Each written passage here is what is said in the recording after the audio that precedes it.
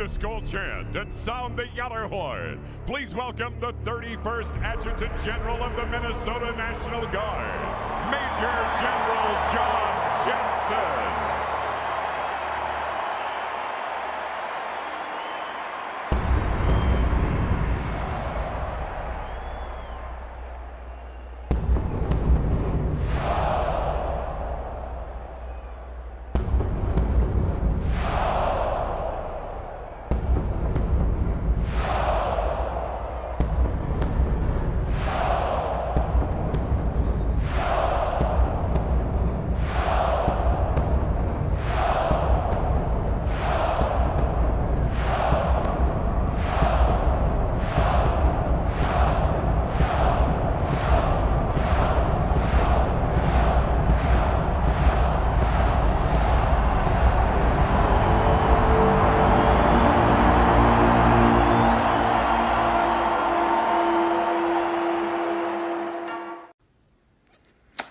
Well, hello, this is John Randall, Minnesota Vikings legend, and it is my pleasure to say, Minnesota Vikings fans uncensored, are you ready?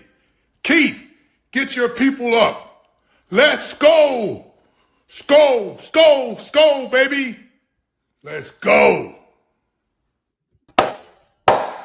Let's go, baby. Oh. Let's go. What up, David? How you doing, Fish? What's going on, brother? Man, I am great. We are into our birthday month. Happy birthday, America. America. All right. So we are ready to roll. Skol, Chris. Skol, Chris. Yeah, buddy. We'll take Sokol. Wasn't there a Josh Sokol or something? There was a Josh Sokol. Was he a kicker? I can't remember. Sokol. Skol. Yeah. Sokol. Yeah. Because I remember there was somebody put, just take an O out and he's a Viking. Yeah. Lineman, look at that. Keith on the Johnny on the spot. Yeah, boy.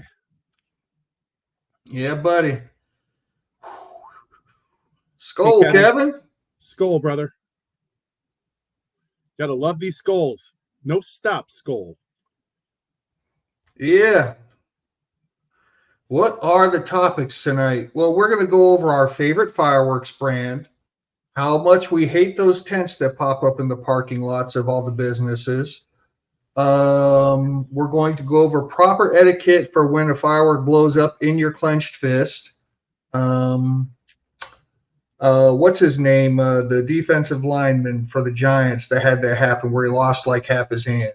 Frankie Halfhand. Yeah, we're going to talk about all that stuff. We might even talk about some Viking stuff. We'll get there someday. Mm-hmm. Jason Pierre-Paul. Look at Keith is just, yep. Oh, boy. Man, I'm feeling good tonight. I'm ready to roll. Me too. You got a beer ready, man? I'm on the wagon this week. I'm going with water. I have an emergency Corona available in the event of bust cap, in the event of a Codyism. What exactly is a Codyism? I'm not sure what that is. I mean, I know what a Cody. I know him when I see him, but what's a Codyism? A Codyism is when Cody gets locked on to a take. He just gets absolutely locked onto it and just goes and goes and goes with it. So like what I got right down here, right? Caleb Evans. This motherfucker right here. Yep. Thanks, David. Gotcha, baby. Yeah, buddy. Funko Pop. Somebody's asking about a new Funko giveaway. When am I going to give away that Dalvin Funko? That's a great question. We were talking about doing maybe another giveaway to get because in order for Keith to be able to broadcast the call in the group, we have to do it through the business page, and the business page has to have 100 followers. And we're not quite there yet. So we were thinking about aiming that, maybe, or something else. But we were thinking about doing it. We really want to be able to hit everything. And I know that not as many people are watching right now as when we were strictly in MVFU. But Facebook does keep moving the goalposts on us. So, I mean, once we're probably going to do something to get the business page up to 100 so that way Keith can stream, stream to that outlet also. Well, what are you saying? So you're talking about the Let's Skol page, right? Yeah. So if anybody's not subscribed to the Let's Skol page, we would certainly appreciate it, right? I mean, it's kind of what we're talking about. Yeah, it's a lot, there's members, but you have to follow it. Right.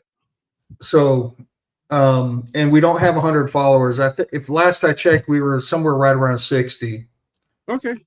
So and like I said, the drive for 45, baby.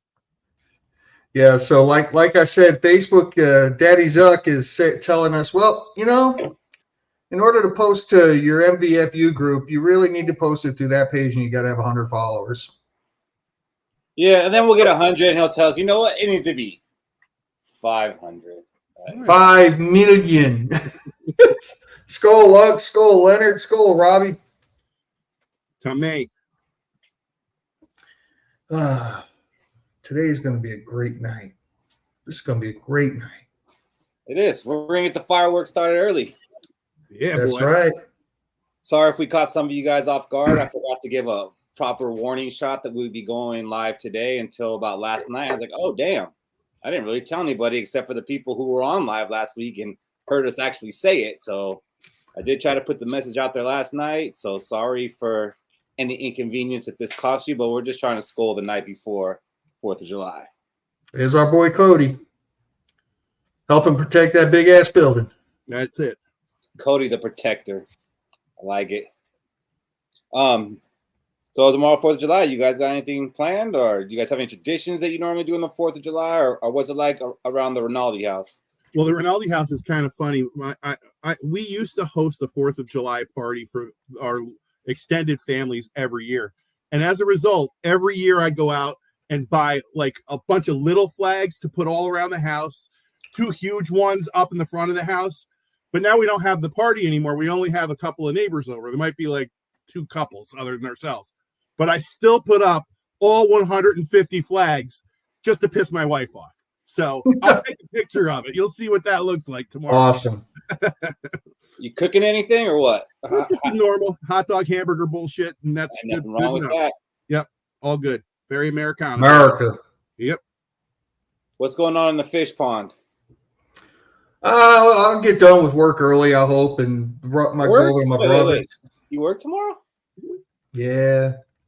It's the price you pay to be slinging that liquid diabetes, buddy. Damn. When you work in the large stores, they don't. I give you guys half day tomorrow at least. Damn, your job is a fucking bummer. Paid. Yeah, I'm paying you guys triple tomorrow. Yeah.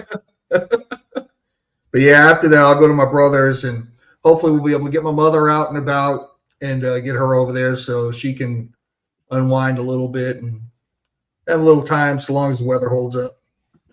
What up, Kevin Rosner? What up, buddy? Ooh, right. What up, Shaq? We're partying early tonight. Sometimes lately we've been like keeping us on here for a little bit, then bringing people on. Nah, we're partying tonight. Yeah, we're getting it on. Leonard. What's up, fellas? Leonard looks ready to 4th of July party right now. Yeah. Oh, man, I don't know how Leonard's ever going to see fireworks. He's like 24/7. Oh, yeah, no, I'm in San Diego. It's like darker at like 8:30 down here, man. Yeah. Oh, you're still in San Diego? Yeah, we're here till the 8th. Oh wow, that's a trip, dude. Yeah. When did you get there? We came down on the 26th. Oh, okay. Yeah, last Wednesday. Yeah, we went to SeaWorld on Thursday. Got to pet a beluga whale, fucking jiggle that fucking thing's noggin. That was fucking cool. I'm not gonna lie. I mean, it's once a lifetime shit, you know. Yeah. But no, it's we've been down here. Daughter's been doing dancing. She got she did 2 group dances in competition, and they got first place with one of the dances and second in another. And there was awesome. Yeah, and it was like I think overall for the whole, like there was like 3 days of competition. There was like over 1,500 dance routines that went on throughout the weekend. Wow. So there was a lot. There's a lot of fucking people here right now. So is that the main reason you guys are in San Diego? Was for that? Yeah. Oh, okay. Yeah. Now, Saturday. San Diego's not far from Los Angeles, right? About 2 hours. Yeah. Yeah. All right, so I can't get Keith to do it, Leonard. So could you do me a favor? Could What's you up? drive over to the Anime Expo in LA and give my son a wedgie for me? I mean, I'm closer. I don't have a car. We've been lifting everywhere. We've been taking the tram, the trolley. What are you guys doing tomorrow, Lenny, for 4th of July? My daughter's got some dance practice in the morning till about 11:45. There's some dance stuff going on throughout the day, and then there's supposed to be like a dance party tomorrow night, 8 to 10. But then my mom's also flying in tomorrow as well to be here for a few days, and then go back up to Portland with us after. So Sounds like a lot of work. oh, it's busy, man. Like, it's fucking nonstop, bro. I'm fucking sunburnt all over. I wore this on Saturday. I got sunburnt right here, just a strip. Both sides. It'll strip right here, sunburnt. Show us your bra straps. Show us your bra straps. You're going to need to go home and have a vacation from your vacation. He did it. He got the tan lines for show. What's up, Raw? What's going on, guys? What's up, buddy? So I got to ask you this, Kevin. I should have asked you probably privately, but do we say your last name correctly when we say Rosner? Yes. Okay. Yep. Okay. See, Kevin, this was a perfect opportunity to mess with him and say, no, it's Rosnier. Right. Perfect opportunity. But then he would have been Rosnier for the rest of his life because he said, I was just kidding. That would have stuck. No, it would. What up, Fernando? Skol. It might stick now. I know. What are you doing tomorrow, Kevin? I'm off today and tomorrow, so I don't know. I might go visit family or just. Still haven't decided? No, not really. I mean, I could just sit here and be annoyed. I mean, I'm in Indiana, so it's like fireworks going to be all week, so get annoyed by that. I'm in Long Beach. It's like fireworks 365. No, those are gunshots. Yeah. That's our favorite game. Is that a gunshot or a firework? Favorite game. If it's precursored by puta, then pop, pop, pop. It's fire. Is gun. Well, normally it's a firework, and then you. Okay, so where's the gunshot? Because like the fireworks are distract. Now, using it for cover. Yeah. Yeah. You become hip to that. So, anyways, we're 64 days away from kickoff 2024, and like we do every week, we like to talk about the number 64s. We've had a couple in our franchise's history, and the main ones have all been guards. I don't know, Milt Sunday. Really good ones too. Sunday. Yeah. Okay, yeah. So Milt Sunday played 11 seasons with the Vikings wearing number 64. You got the Hall of Famer Randall McDaniel, and then you also have the soon-to-be Hall of Famer Blake Brandel. So pretty good 64s in our history. If you had to pick one of those three stellar players, Fish, which one would you highlight? Randall McDaniel is the best football player to put on a Vikings jersey ever. Whoa. He's good, man. I wasn't love expecting that out of watching the him. tape I love during watching the him. ice break. So since I've had a week to think about it and get into it, 14 seasons, first 12 with the Vikings, 7 times first team All-Pro, 2 times second team All-Pro, 10 Pro Bowls, only missed 2 games his entire career in his sophomore season. And then as I watched footage of him playing, I started to remember what I used to think about him when I was watching him when he was playing. The dude is a juggernaut. And when you look at his the way he plays, you cannot bend him. Look, no defensive lineman can make him go a way he does not want to go. It's like his upper body's a steel rod. It's just fused. He figures out which way he wants you to go, and then he flattens your ass. And he did it so much.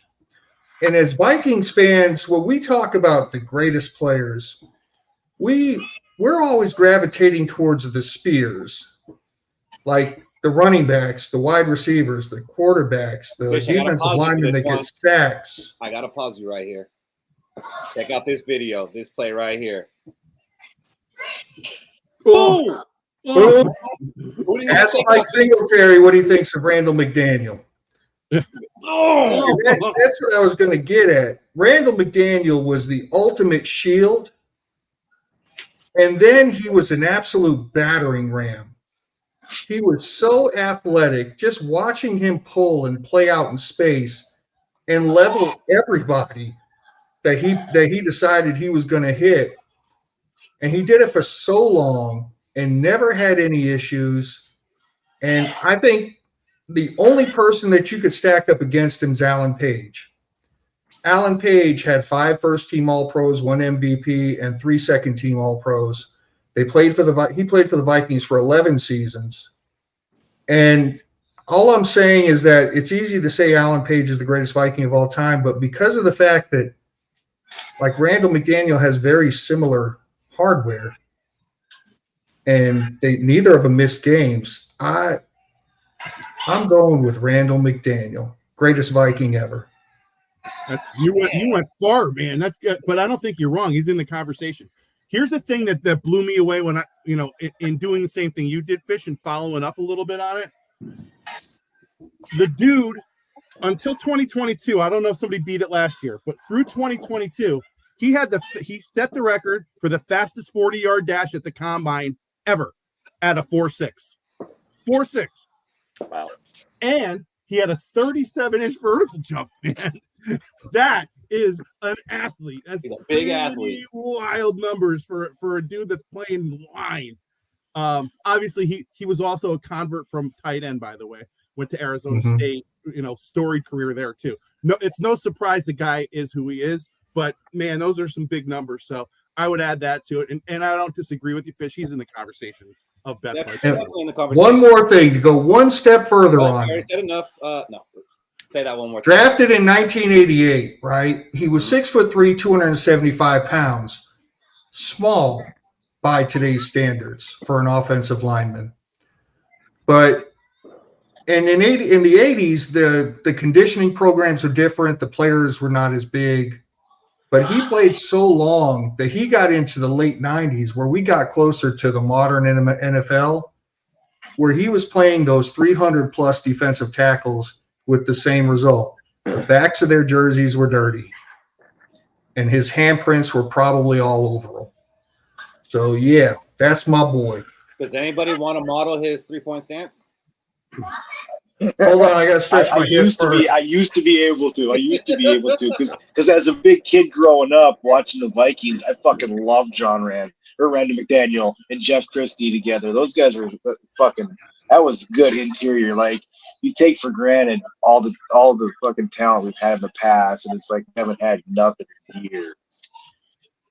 Yeah, I mean, Fisher, your take about him being the best Viking ever, I don't know. I have to wrap my head around that, but like Rinaldi said, he's definitely in the conversation, and he's definitely like the first offensive lineman I ever paid attention to. Like, as a young kid, like, I didn't pay attention to the offensive line, but I knew who Randall McDaniel was. So, I mean, that kind of says a lot. Kevin, do you think he's in that conversation of the best Viking ever? Yeah, definitely. The only thing that holds him back is you don't have any offensive, stats. You don't have stats to go with it. It's not like he does have a touchdown catch. Catchy. They're not YouTube, Twitter, whatever, TikTok crap. He was just solid. I mean, he was Anthony Munoz. He was that good. What up, Shaq? What's up, Shaq? Come on, fellas. He who greets with smoke. He who just got off work and hurry up and got on cam. I love it. That's right. Gold, Aaron. Yeah, we were just talking about Randall McDaniel and being number 64 as we're 64 days away from kickoff. Okay. When you started being a Viking fan, was he still a Viking or was that after? Me? Yeah, you the youngest one. So I'll say the earliest memories I can remember is it would have to be 1999-2000 season. I don't know if he was still playing in 99-2000. 99 he was. And at that time, I was not paying attention to offensive line. I'm being honest. You expected a lot out of a 5-year-old. Yeah. You know, as a kid, you only paying attention to the quarterback, the receivers, and the running back, and then whoever makes a big play on defense. But as I got older, I started to appreciate, an elite guard, elite tackle, and knowing that the offense actually start in the trenches. As a kid, you like, we could get a lineman 6th, 7th round, and then we could be good. They all do the same thing. All you got to do is block. And then you come to find out, it's actually harder than you think. And seeing Randall actually, get down and dirty and actually move people, football. Yes, sir. So Randall McDaniel, Hall of Famer, legend. Everything Fish said, Fish pretty laid it out well. And 64 days away. If you guys are viewing this on YouTube, please hit the subscribe button and help us out, help us grow this channel. And if you would like to be notified when we go on, hit the notify button too. So you get the alert that we're live or we just posted a clip or a very funny video. Fish is a very funny guy. And sometimes he has these ideas and we put them on here. So help us out. Help us grow this thing. Hit subscribe and hit the notify button. I'm not just a pretty face. You are a pretty face, though. I am, but I'm not, Skol, up, Bryson? That's a new name right there, baby. Yeah, man. Hey, Bryson. Skol. New man. So last week, something that came up, we did a Skol and Chill, which is sometimes when we go, off of our regularly scheduled program, we'll do a Skol and Chill where it's a lot more loose and it's kind of just kicking back and talking. But one thing came up, and I kind of wanted to get your guys' opinion on it, and maybe you have some time to think about it because we did talk about it a little bit on Friday. But it's, would you rather have an elite edge rusher or an elite kicker?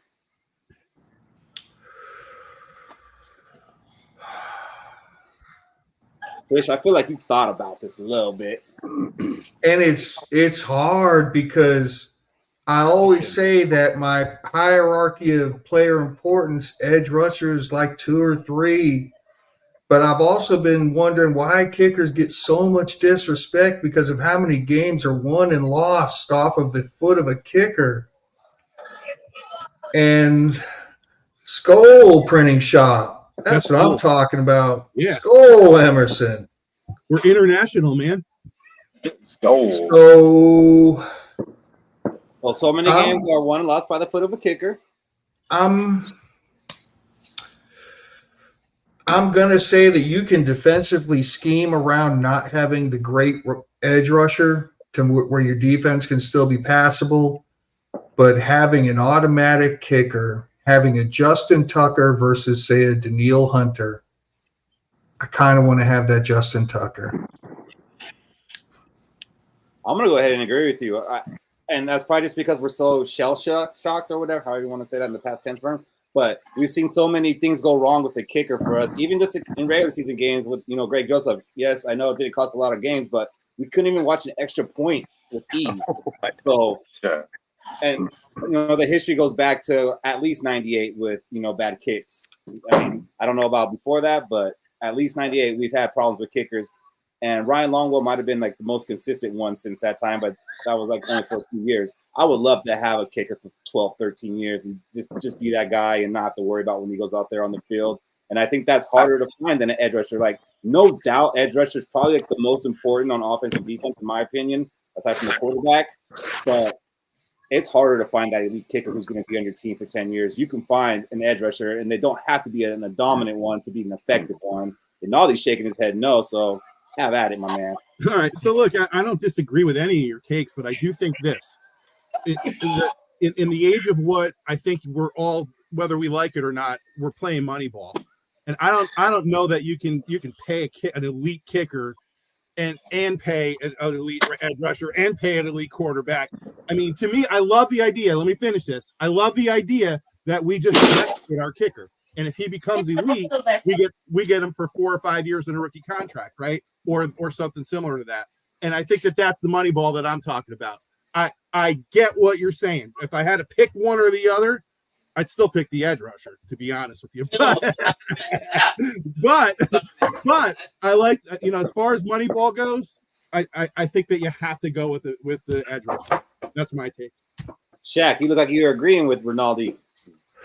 Yeah, so I feel like this conversation shouldn't be that hard. I actually gave y'all the benefit of the doubt. It would be nice to have an elite kicker that you can just send out. You can make 50-yard kicks all the time. But just as you can scheme a defense, you can scheme a kick out the game. Because if you don't let the offense get in field goal range, that kicker ain't making no kicks. At least I know if I have an elite edge rusher, the offense has to account for him. And now you got to change your whole offense around me having an elite edge rusher, like how the Cowboys do with Michael Parsons. Michael Parsons in 1 year changed that defense from so-so to they got a top 10, top 5 defense just by his presence since his rookie year. Skulls, I want to jump in there. You guys hear me okay? Can you guys hear me okay today? Yes, we can hear you. You sounding good right now. I'm going to go with kicker because though I agree that an edge rusher is more valuable, teams and franchises can be ruined by a bad kicker. Florida State would go into the Miami game every year and think wide left. Like they would go into the game thinking they were going to lose. And being in Indianapolis, watching Vanderjagt miss that kick, once we got Vinatieri, there was just a confidence level that changed among the fan base and the team. They had Adam Vinatieri, Mr. Clutch, and they were going to go to the Super Bowl, and they did. So I think a kicker can ruin a drive. They can change the momentum of an entire game by missing a 38-yard kick, even in the second quarter. They can take a whole season in one kick. I mean, yeah. Okay. I mean, but okay. So we talk about having troubles in '98. How many kicks did Gary Anderson miss the whole season and playoffs? Oh, he didn't miss a single one. One.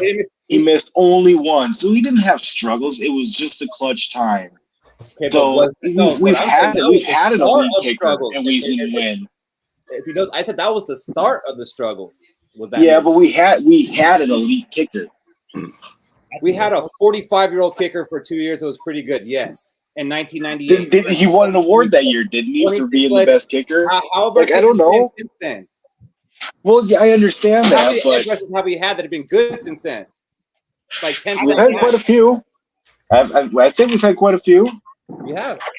I'll tell you what. I think you guys. Is my point. It's easier to find those edge rushers that can make an impact on the game than it is to get the kicker. Jared Allen is the last elite pass rusher we've had. Wow. We have not had an elite pass rusher. No, he's not. Doesn't suck. He's a very good pass rusher. He's not elite.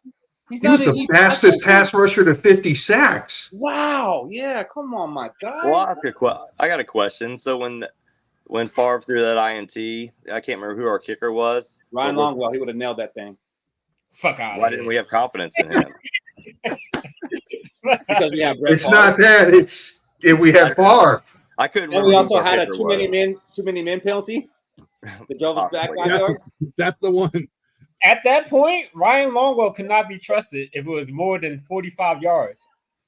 What are you talking That's about? what I'm trying to think. I remember too. Longwell at that time, he was not making no 50-yard field goals.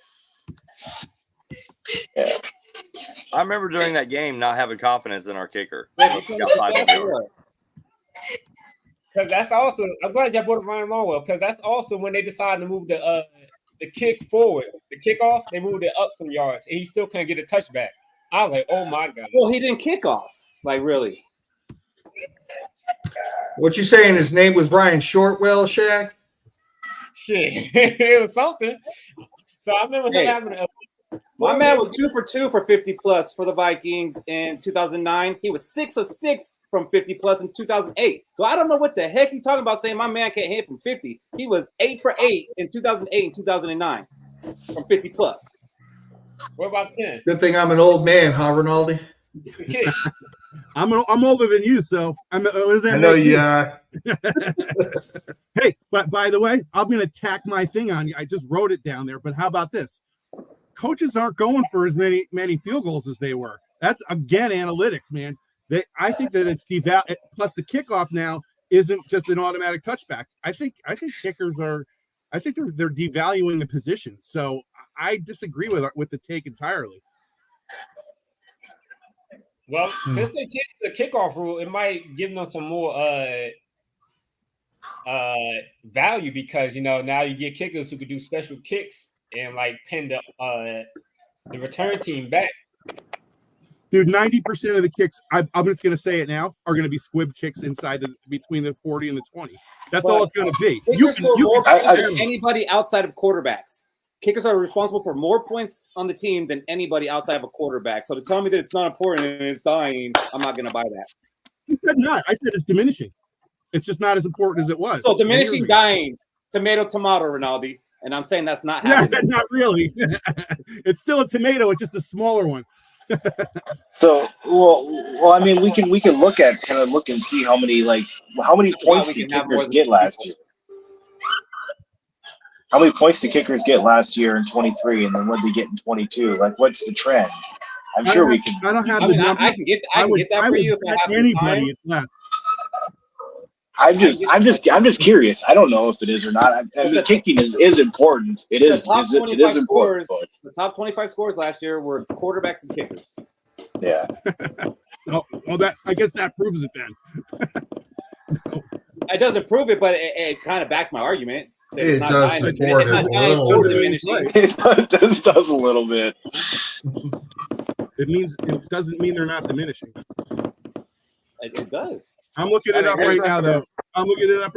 Hang on. Wait, I'm going to say this, Rinaldi. I think that maybe the offsetting of going for it more on fourth down is the fact that more kickers are hitting from 60 yards where they weren't able to. So what's within field goal range now is different from, say, 15 years ago. Completely agree. Inside the dome or a closed environment. That's true. The Ravens, they get that dome. Justin Tucker would be lucky with that, man. Damn. Let me tell you something. It's a good thing we a dome team, huh, Shaq? There's that too. One of the biggest yards was inside the dome. That's so. What Let me ask a guy who's an Alabama fan, which the Vikings drafted a kicker and an edge rusher. His opinion on this topic.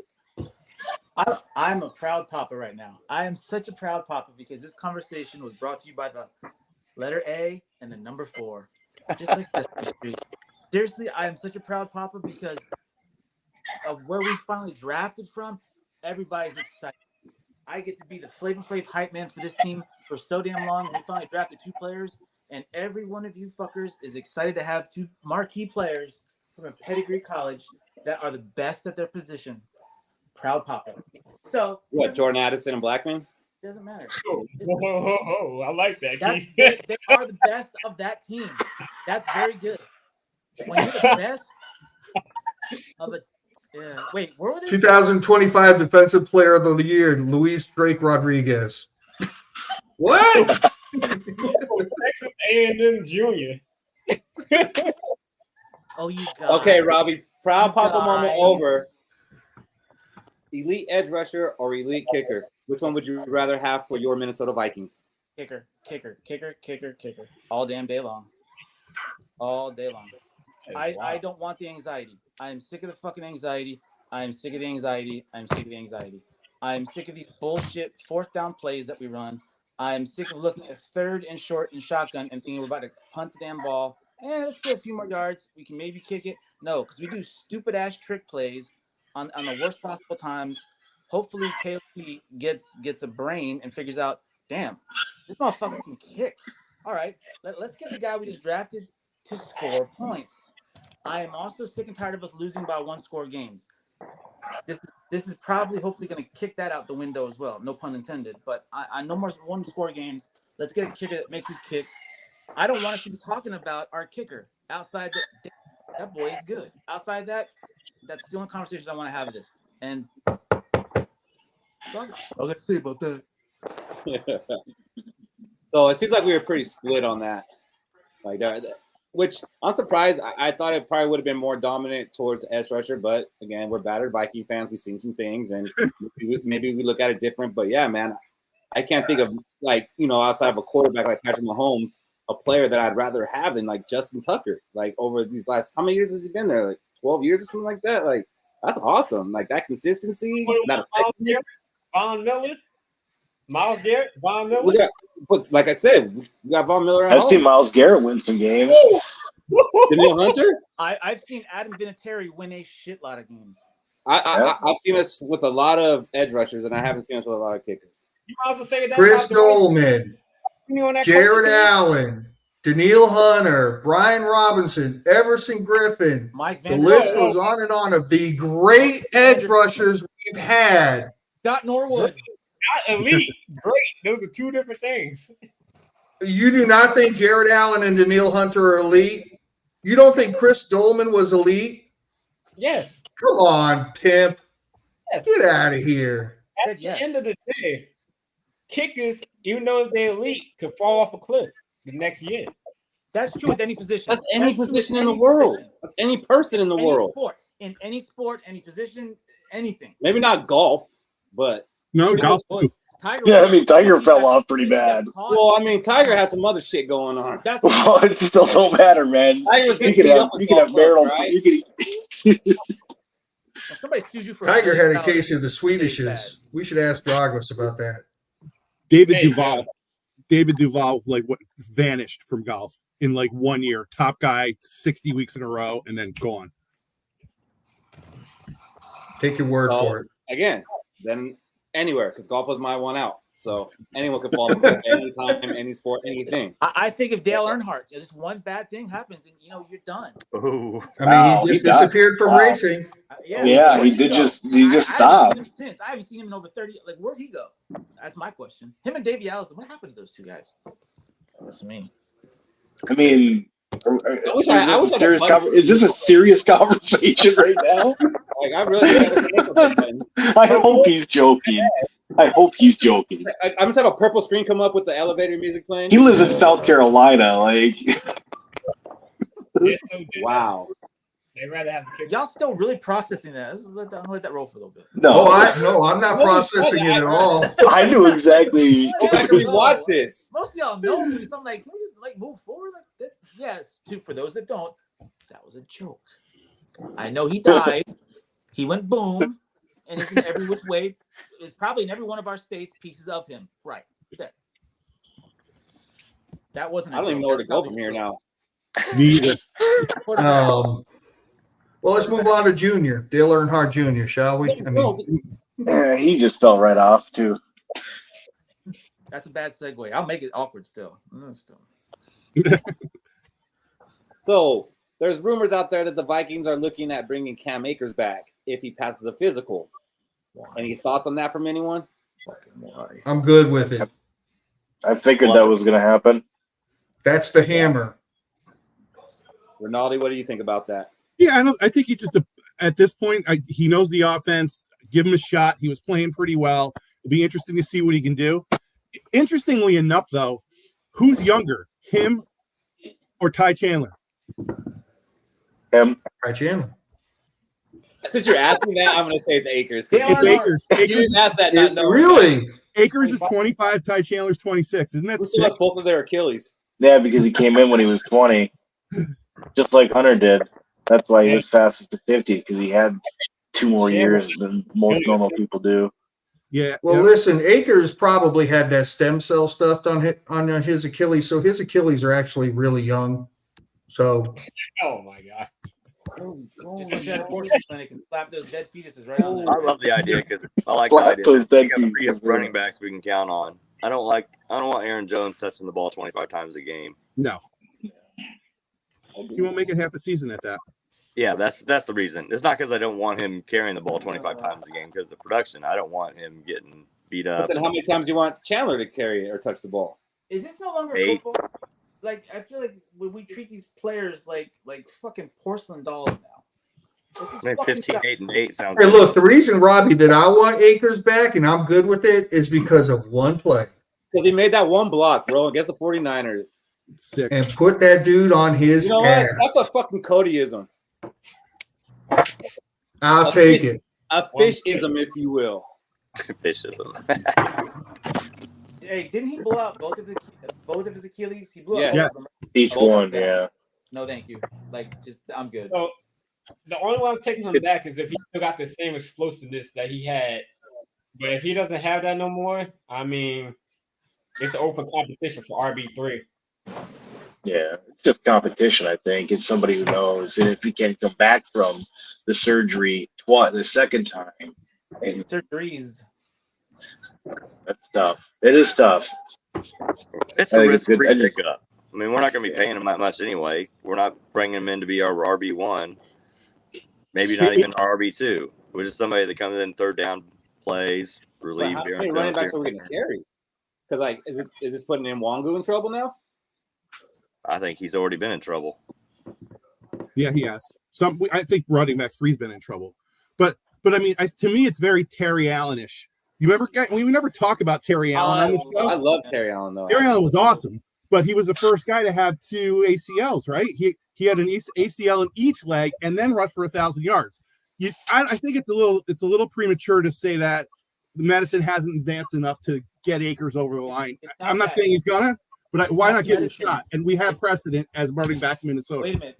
The attitudes then, the attitudes now for football players are vastly, vastly different. They're fucking benching themselves for a damn ingrown toenail and stupid shit. Like, I would rather have somebody that is somewhat injury prone, that has a shit ton of heart, than the other one. Terry Allen played with those injuries because football was still football then.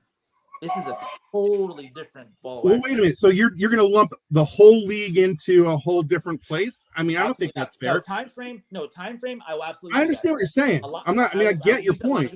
Time frames are vastly different, and I'm Robbie, saying, I get your point, but how are you gonna lump every single player into being a modern player? How do you know he's just not a throwback? There's such a thing, right? There's hey, this guy's a throwback. He plays like he's a 70s Viking.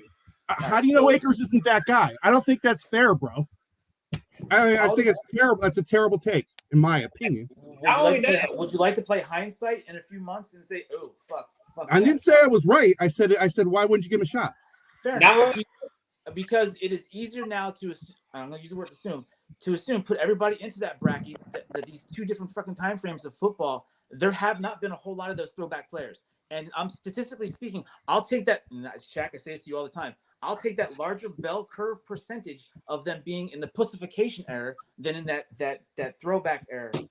I honestly will. Yeah, and that's a fair take. That's an opinion, though. It's not a fact. I mean, the dude can obviously make it, right? I mean, it could happen. And you talking about? Wait, are you asking me to now say something that could happen as fact? What I've always said was always it could happen. So then it's the same thing as though I'm saying. They're hypotheticals. Right. But So what if we hadn't done it with Terry Allen when guys were guys? What if we just said, he's washed? Would you take Terry Allen over Cam Akers right now? Dude, it's not even a competition. That's not the point. That is my point. No, it is. That wasn't your point. Your point is that the new players are pussies and they treat them like it. My point is that there could be a goddamn throwback, dude. Could be. So you're going to take that risk percentage-wise? Yeah, I would take that risk if the guy worked out it. If he worked out it at our facility all winter long, busted his balls, came back, looked good after doing it the first time. Why can't he do it twice? He's got more of an edge than anybody else. He's already. He wants to go rehab in Florida. You're going to send him to Detroit. Just like Chili did a Culpepper. Yeah. So he needs to work out in our facility. You got to think about it. Not only the players, it's the doctors and medicine. The shit that doctors allowed back in the day, they not allowing today. They used to let players go back in with a concussion. A player would probably have like 5 concussions in one game, go back out there and play. Oh, he's tough because he's playing with a concussion. Next thing you know, he's not right in the head. And now we got old-ass players who got CTE. You know what that is. These players could go to freaking Stark Industries and get freaking bionics and still be pussies. Stark Industries doesn't exist. What? Thank you. I mean, I think he doesn't like the No. soft tissue injuries. I think he feels like the soft tissue injuries. No, I would agree. They're Not much wrong more either. about it. Only the brain. Next thing, Ronaldo's going to say that Wakanda's not really a country. Hey, it was right next to Latvia. Don't do it, Latveria. Ronald. Don't do it. I have a problem with anybody saying professional football players are pussies. Thanks, Why is Kevin. that? I don't. Fine, you're allowed It's to an have that. extremely physical sport. I mean, Right. Lots of sports are physical, but again, mine is based on a comparison of. I'm just saying, the doctor's not allowing players to do what they did back in the day. You want a player to go out there and play with a torn ACL? I don't care. Like, they do whatever the fuck they want to do. Do I John want Randall to- did in the NFC Championship in '98. Again, I used this example before. Jim McMahon, detached kidney, went out and played the second half. Dude could have died. You don't see that anymore. You don't see that. Could have died, but we won the game. That's all that That's all I matters. give a shit about. As a Yeah, Vikings fan, that's you all I won. care about. Lost an arm before we got a Super Bowl? Okay. I don't care. I do not care. Drew Bledsoe and his severed artery having to sit down and make way for a dynasty to happen. That He got a ring. He did get a ring. Not one. Good. So none of you guys want Cam Akers back then? I think that- I'm kidding. I'm kidding. I think you all. Yeah, I think everybody was down for it. I'm just Right. kidding. I want him back so bad. Yeah, take that 3-6 yards per carry. Do you guys think we're going to run more this year? Just Yes. a yes or no? Do you think we're going to Yes. run more this year? Yes. yes. Yeah. 2 no's, got 1 yes, got 2 yes. Define more. Define more. More than we did last year. Like, Last year one we were carry? second lowest in the NFL. We ran 38% of our plays, which was second lowest in the NFL. So are we going to run maybe 40% this year? The league average was around 45. We'll run 40 something. We definitely will. Yeah. All signs point to it, in my opinion. Man, let's bring him back. We had 23 rushing attempts last year. Yeah. We We averaged have 23. blocks now. So, Ronaldo, you found something pretty interesting and you shared it with us. I thought it was interesting, so I kind of wanted to just hit on it real quick. And that was about KOC and his tenure over the last 2 years with the Vikings. And there was a pretty good stat that was going around. Is the KOC-led Vikings are 17-0 when breaking even or winning the turnover battle. That's pretty crazy. So anytime that we haven't lost a turnover battle with KOC as our coach, we won the game. That's Every pretty one of freaking interesting. And when That we lose is- a turnover battle, we're 3-14. And that could just be like one extra turnover. Like, so that's kind of like, oh, okay, what's going on there? Last year, we were -12, which was the second worst in the whole NFL. So that could explain a lot about the way our season went. But what does this tell you about KOC and about this team? That when we win the turnover battle, we win the game. When we lose the turnover battle, we lose the game, and that's just what it is. What does that tell you? Like, when I'm telling you this information, Leonard, how are you processing this? I mean, it's simple. It's simple. You don't turn the ball over, you should win. I mean, if you do everything right. Last year, the first 3 games we lost, I mean, how many turnovers did we have? We had a lot, right? And if we didn't have even half of them, we win 2 of those games, I bet. So, I don't know. Turnovers, if you have a lot of turnovers and you're not creating them, you're going to lose every time. You're going to have a bad season. It is what it is. To me, it doesn't. To me, it's not surprising. Let me put it in a perspective, and then maybe you can comment off this a little bit. I Okay. looked it up, and the average NFL team that wins turnovers, the average in the NFL across the league, is that if you win in turnovers, you win 70% of the games, meaning that if you lose in turnovers, you lose 30% of the games, obviously. So having said that, I don't think we're really that far off on the lose side. It's just that it's been an anomaly on the win side. And so we were 3-14, right? So that's like, what's the percentage? Like 10%, right? 20%? It's like 20%. So it's not as far off as the other end of the anomaly. Yeah. like It's 18. 15%. Yeah, 18%, 18, 20. Right. I mean, you get the idea, right? You can estimate. Yeah. You are good at math. I know you are. You went to college, but that 2%, right? That 20%. I'm just saying that's not close to 30, though. That's all I'm saying. It's out of 14 games. It's a small amount. Two more games either way would change it dramatically. So more than 2%. But the point is that I don't think it's that far off from the weak statistic on the loss side. I think it's the win side that's crazy. We're going to go backwards. It's going to get worse. That's what it's going to say because statistics will come back to the mean. Okay, I mean that's fair, and I agree with that. But why are we 17-0 when we win turnover battle? Which that's awesome. Like I'm not thinking, well, that's an awesome statistic, and I don't know if there's any other coach who did that in their first 2 years. But the 3-14 actually does bug me. You're telling me we can't overcome an extra interception or we can't overcome a fumble. I get it. Some of those games were really bad. We lost the turnover battle by like 3, and that's gone. But you're telling me that if we give up one turnover and we don't get one back, then we're gonna lose. Like where's the resilience there? Like where's the fight? That's because our defense isn't as good as we think it is. What? It is the defense's job to make that turnover not become points by the other team. And if you'll recall, last year when we were giving up those turnovers, it turned into points for the other team. Pretty sure that Philly turnover in the end zone became 7 points for the Eagles going the other way. Was it 3? Still, it became points. So, okay, we turned it over in the end zone. They got the ball on the 20. Could we come up with a stop? Okay, so that turnover sucks, but it doesn't become points for the team. Can we come up with a stop? I think we came up with like that game. I know. Could the defense just score some more points? What did you just say, Shaq? They threw like 3 turnovers that game, and then they just started running the ball because I know D.O. Jackson caught an interception. Didn't we have 10 turnovers in the first 3 games? It was bad. It was really bad. It was like 12, I thought. Yeah, I thought we had 4 the first 3 games. We were negative 12 in the turnover ratio. The Chiefs were negative 11, and they won the Super Bowl.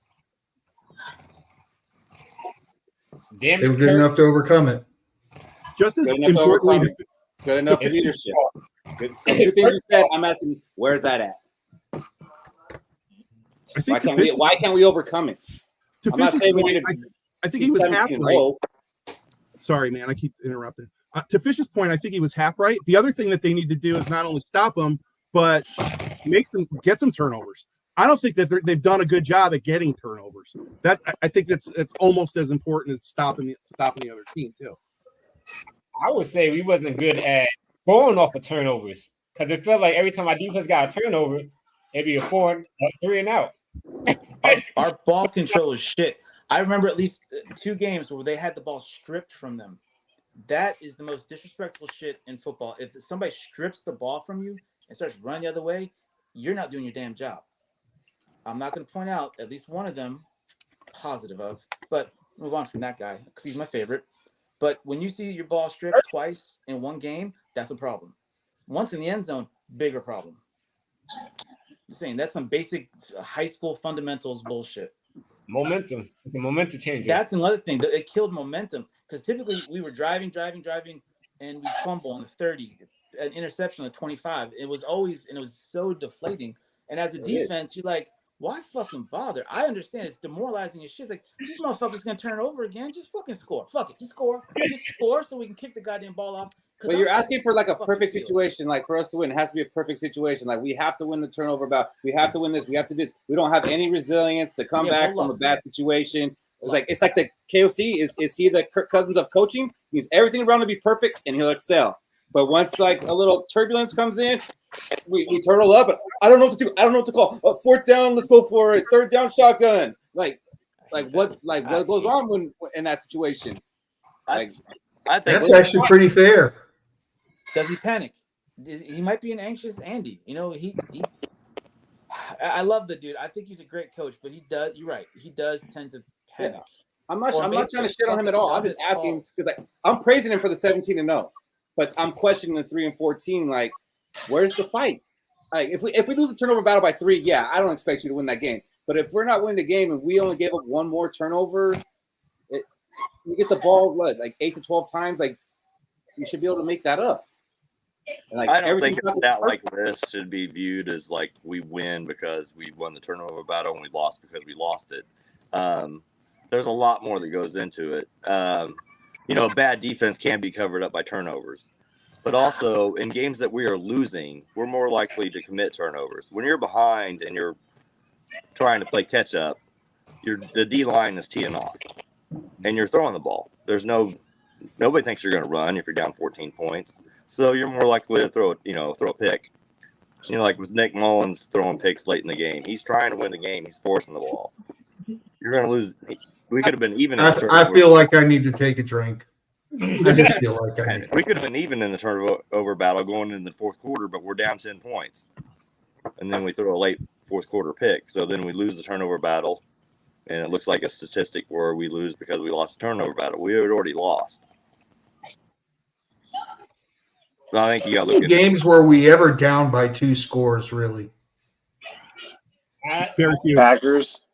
The Packers game. I mean, Philly. Lions. I think the Lions. Philly, Lions. We were down by 10 against the Chiefs, weren't we? Yeah, I know Philly was down, but we came back and then we just stopped them twice. So would you guys say that about last year, would you say it was the turnovers that kept us from being a playoff team? Yes. Yes. Yes. That was our first 3 losses, without a doubt. Probably. That was the reason why. Yeah, I remember saying we're a juggernaut if we don't turn the ball over. I thought we were doing something. I feel like we still could have made the playoffs if Kirk didn't get hurt. Oh hell yeah! You're gonna die on that hill. You're gonna fucking die on that hill. And it pains Shaq and Rinaldi to say that. It pains those two to say that. I'm not I a said Kirk it too. That if we had Kirk the full season, he would have done his job. Yes, Tommy. Got to the playoffs. We were coming. We were definitely coming. Because we finally figured out how to stop turning the ball over. Yeah, you're going to get a turnover here and there with Kirk, but it's not going to be 4 in one game or 3 in one game. Yep. I would agree. So, a little something else that happened, guys, was CBS.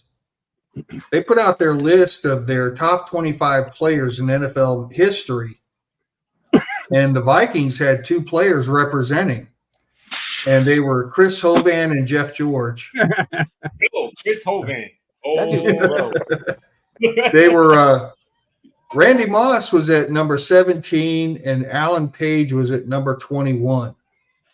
Now we're talking about 25 players in NFL history. And we had 2 that hit in it. And are you guys surprised that we would have 2? No. No, not at all. No. I mean, we've had a lot of good players through the years, man. I'm not surprised it's 2. I'm surprised it's maybe those 2. I could see Moss, I guess. I'll say I am. Mike Breedy has checked in. You're now free to move about the cabin. I say I am surprised because that's a lot of players to choose from to narrow it down to 25. And, us being a team that never won it all, it actually surprised me a little to, that they gave us credit. Yeah, I guess something that helps, Shaq, is if you win an MVP, that's probably got to kind of it's probably got to put you up at the top front of the list, and Alan Page did win an MVP. But yeah, I mean, I've often said we don't have Super Bowls to celebrate, so we have players to celebrate, and we've had a lot of great players. So 2, yeah, I can see it. I guess that says something about the pedigree of this team. Are you guys just kind of surprised with the most important position in the league being quarterback, that it wasn't just 25 quarterbacks? That list would be very blah, and nobody would give a shit. So it's like, you can't do that. But I see your point though. Because it's greatest players though, so I don't think that like that to me, like even if they're you have 25 top quarterbacks, are they really the best players? in the time that they played their era, their generation, whatever. So I would be disappointed if it was littered with quarterbacks. I'd be disappointed, to be honest with you.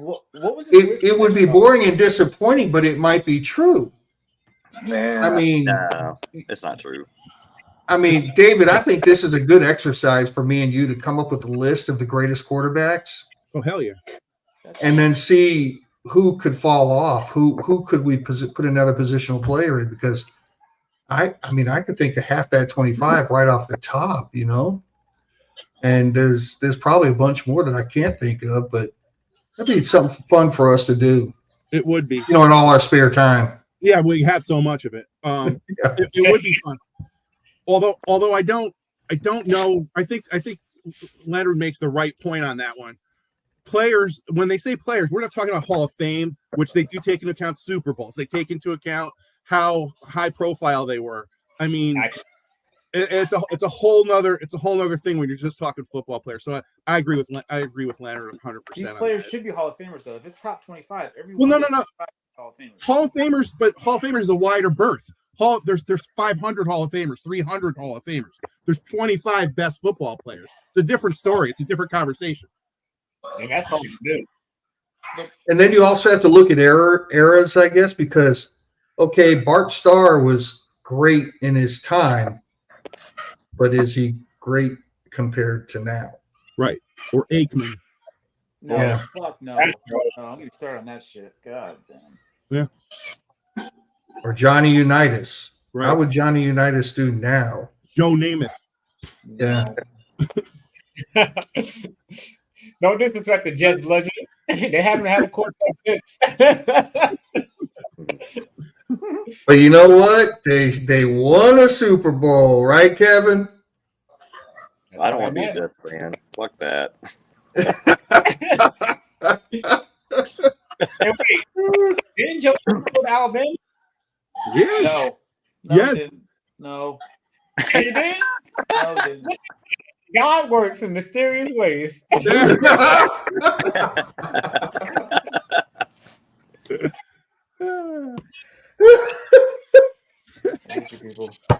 Shaq.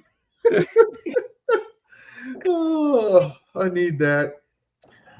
So, speaking of mysterious ways of working, you know, our young, impressionable franchise QB of the future was out practicing with our ex again.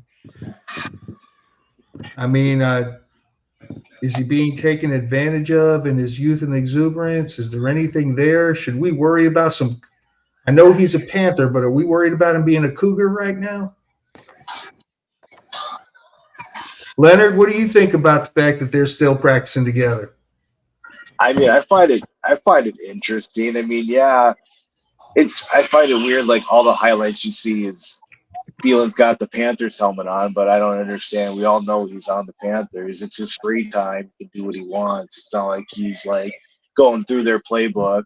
They're just out there running routes and throwing balls. I mean, I think it's great practice. You know, I don't feel like Adam would say anything malicious anyway about him, so it's hard to really take any words he says about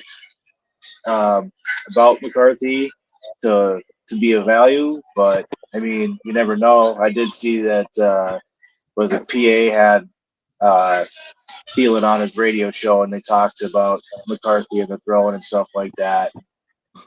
I don't know. It's tough. It's tough to really say, you know, how it's going. But I don't know. I mean, he's getting out there. He's throwing the football. Like if he's being accurate and he's getting the ball placement right and he's leading the passes and he's getting better and learning, like that's what I care about. Shaq, do you think that the Carolina Panthers media and fans are kind of side-eye glancing this like, the hell are you doing over there, Adam? They're not. Maybe a little, but I'm pretty sure. So they don't. No, we're not. If they could trade him, or they could get some value from him, then they'll probably trade him because they got enough receivers to develop with Bryce Young, and they paying Adam Thielen an arm and a leg to be their number one receiver. So if they could get it going, they probably will ship him off to us or give him a cut. Go ahead, Robbie. Finish your thought. I live in Carolina. I say this as a Carolinian that listens to Carolina sports and all that shit. Couldn't care less. Couldn't care less. Under zero circumstances do they want McCarthy at all. Or no, I'm just talking about it. They looking at it, they going, "What are you doing, Adam? You're a Panther now." They don't care. No, they don't care. They know he's here. He's getting paid. And I honestly think they'd probably want to get rid of him and his wife if possible. Fucking anyway. His wife. But seriously, what do you think Thielen and McCarthy are discussing, talking about? Can I answer that? Yeah. There's the things I know, there's the things I saw, and there's the things we can speculate on. The things I know is Thielen knows this offense. Who would be a better mentor for a quarterback, even in the offseason, than a guy like Adam Thielen, who works harder? There's just so many things. So that's the thing I know. The thing I saw when I looked at that video, McCarthy looked fucking spot on, guys. So, I know it's stupid. Hey, Robbie, what I'm saying is it was edited. It was edited. I'm not saying I didn't say I knew it. What did I say? It's the thing I saw. I know. When I hear that sentence, it doesn't matter. It's the thing I saw. It's not the thing I know. You get what I'm saying? And then the thing you can speculate on at the end of the day. Hey, I'd love to have Adam Thielen there. Why wouldn't you? Would you love to have Adam Thielen back, Kevin? I guess it comes with a price. Adam Thielen still lives in Minnesota, right? Does he? Probably. I believe. That would make sense why he was practicing with McCarthy. I don't think it's any big deal. When we got McLaughlin and Jay Ward practicing with Stingley in his little DB camp. It's the off season. You practice when you can practice. You're staying at home. You're not going to fly to Carolina to go practice, and you're just not. So $8.5 million a year. Would you take him? For how much? $8.5 million a year. No. That's what he's getting paid by Carolina. Carolina will take a big hit if they were to get rid of him. I got to ask this question. So, is anybody here a Minnesota native? On any of y'all five? All right. Question. I got laid in Minnesota once. Does that count? Close enough. Would you, as a native Minnesota, I know I can't relate to this, but I know y'all really love Adam Thielen more than us fans. Would you trade McCarthy for Thielen to get him back? No. Okay, No. I had to ask. You fucking like what? Why would you have to? What? You see What? I asked the native. that was the easiest question I've ever answered in my life, Robbie. I talked to a lot of stupid people. Okay. No. Oh no. I said the tables for the other comment was vastly different. This was a different table. You think that was a good question? So I thought that was an honest question. That's all I was looking for was honesty. I mean, it's a question, so yeah, it's a question. So honestly, it's a question. It's not an honest question. Honesty. You don't really think a team's going to trade their number 10 pick for fucking Adam Thielen at this point in the career? You don't think that? You don't believe that? I could have sworn. I would trade a 5th round pick for Adam Thielen at $8.5 million right now.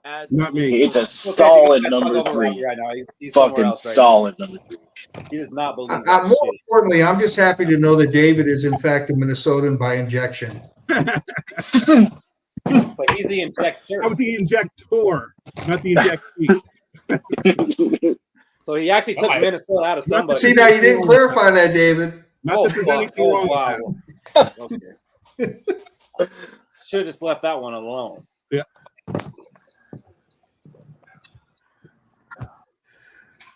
Welcome back, Keith. What up? The awkward silence after the weird conversation. It wasn't weird and it wasn't awkward. That's what she said. Oh, God. Stop it. Look, there's only 4 people watching us. We can go wild. Fish, don't go in order. Because you'll replay. We're going world star hip hop now. World star. Are we doing the quarterbacks tonight? Oh, please do the quarterbacks tonight. I will add, if we're going to trade for a Panther wide receiver, it needs to be Terrence Marshall. Yeah. It needs to be $7 million cheaper. He's already played with Sam Darnold. He's an end zone. He's 50-50 ball winner. He's fast. Who's that again? fit into our future. I love it. Who's that again, Rosner? Terrence Marshall. Okay. Hey, listen, Cameron, Rosner. I'll take Xavier Leggett. He's on Oh, a that's rookie nice. deal.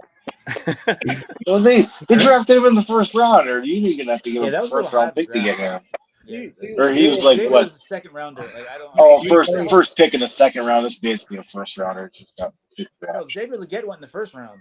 He should have went in the He second did? round. Yeah, he went in the first round. I think the last pick of the first round. Yeah. That's what I thought. I think they traded in to get him or something like that. Or Yeah, because they were trading around, moving around, and they traded up to get him. Yeah, that's right. so yes, Robbie. So we're going to make Robbie's wish come true. We're going to review our quarterback group. Hell yeah. So, guys, we've gone over the receivers. We gave them an A as a consensus. We've gone over tight ends. We've also given them an A. Running backs, we've given them a C. Anybody want to bump the grade up if Cam Akers, if he's joining us? Nope. Okay. You know what's funny, And we Robbie? gave our O-line a B. Or not? No. And we gave our O-line a B. So we are going to look at our quarterback group and see where we can grade them. I'm excited. Last year, the Vikings kept 3 on the 53-man. We had Kirko, Mullins, and Hall. Currently, we have 4. Sam Darnold, J.J. McCarthy, Shaq Stan's Nick Mullins, and Jaron Hall. First of all, do you guys think we're going to keep 3 again? Yes. Okay. It's pretty much the consensus that Darnold's going into the training camp as QB1. All signs are pointing to him for QB1 week 1 unless he does something disastrous. And let me lead off with you on this one, David. Do you think that there's anything Darnold can do this season that would make the Vikings bring him back afterward? No, I hope not. I mean, the only thing I think it's the only thing that McCarthy could do would be like go in and God forbid get hurt. Other than that, I do not see this guy coming back as a Minnesota Viking next year. I don't, even if he won a Super Bowl, which is impossible, I guess that would be the limit, but I'm not going to go too much farther than that. I think this team is McCarthy's all day long, and it's got to start next year. What up, E? What is up, y'all? Hey, He probably got the same son as Leonard.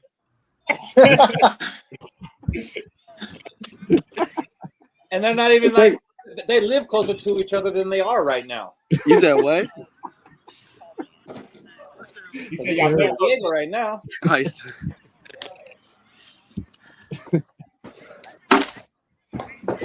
What are we talking about? I'm just learning. I'm like, So we're jumping into halfway the, in we're jumping my into our son's game, quarterback halfway room. here. We're jumping into the quarterback room, and we just started that. And Fish had asked us, "Do you think there's anything that Sam Darnold could do this season to make the Vikings feel like they have to bring him back?" Sam Darnold. Yes. I think it's a wait and see game, man. I'm gonna be completely honest. If the guy does well and JJ's development is not as fast tracked as we appear or we think is going to be, absolutely bring him back together. But it's all contingent on JJ's development and then how well Darnold performs. So but I'm not going to rule it out. Look like to bring Darnold back. What would that performance to you have to look like? I think it's 2-part, man. Like I said, half of it is going to be his performance, and the other half is going to be JJ. If he has a decent season, but JJ is absolutely killing it and he's ready to go, yeah, let him go. But if he has a decent season and JJ is not where we feel he needs to be by the end of the season, yeah, bring him back. All right, but let me ask you this way then. Let's say we win the division and we win a playoff game, but then the second playoff game we lose. We still don't know what we have in JJ. Bro, if we go to the playoffs and win a playoff game, you have to bring him back. So that's your line right there. A playoff win, yeah. You're considering bringing him back. Yeah, you got to bring him back. Man, I mean, it's not like he's a quarterback on his last leg. The kid is like 26, 25, 26. Okay. Like, if he has that success If in 1 year he can do what our last quarterback did in 7 years, then bring him back. Case Keenum did that. You didn't bring him back. Yeah, no, I don't know. I honestly, for me, I think he'd have to play at an MVP level all season, and we'd have to make the Super Bowl for me to want to have to bring him back. To feel like we have to, like that would. Otherwise, I think we have to. It's a 1 year thing. We're just letting JJ get a year under his belt. He's going to start right out the gate in 2025, unless Darnold is the second coming of Aaron Rodgers. Like, you know. Probably have to be more like Steve Young or Brett Favre, someone who did it. Well, Aaron Rodgers' second full season right. started. Third full season has started. But yeah. So that's pretty lofty. You're saying he's got to be like an MVP candidate. Oh yeah. But I don't disagree with you because they didn't draft JJ McCarthy for no reason. But if that happened, then they'd probably have to consider it. I think Shaq is kind of leaning more towards Emiliano. Let's hear it. I'll say it's more so I want to see at least an NFC championship game. Because in the playoff game, it's like, yeah, we want a playoff game, but that's not what KOC and Flores' goal is. Their goal is to win the Super Bowl, no matter who the quarterback is. So the closer he can get us to the Super Bowl, the better his chances of actually coming back next year. Because if he can win us one playoff game, and then JJ McCarthy's on the same level as him, you might just roll with JJ McCarthy and win one playoff game with him.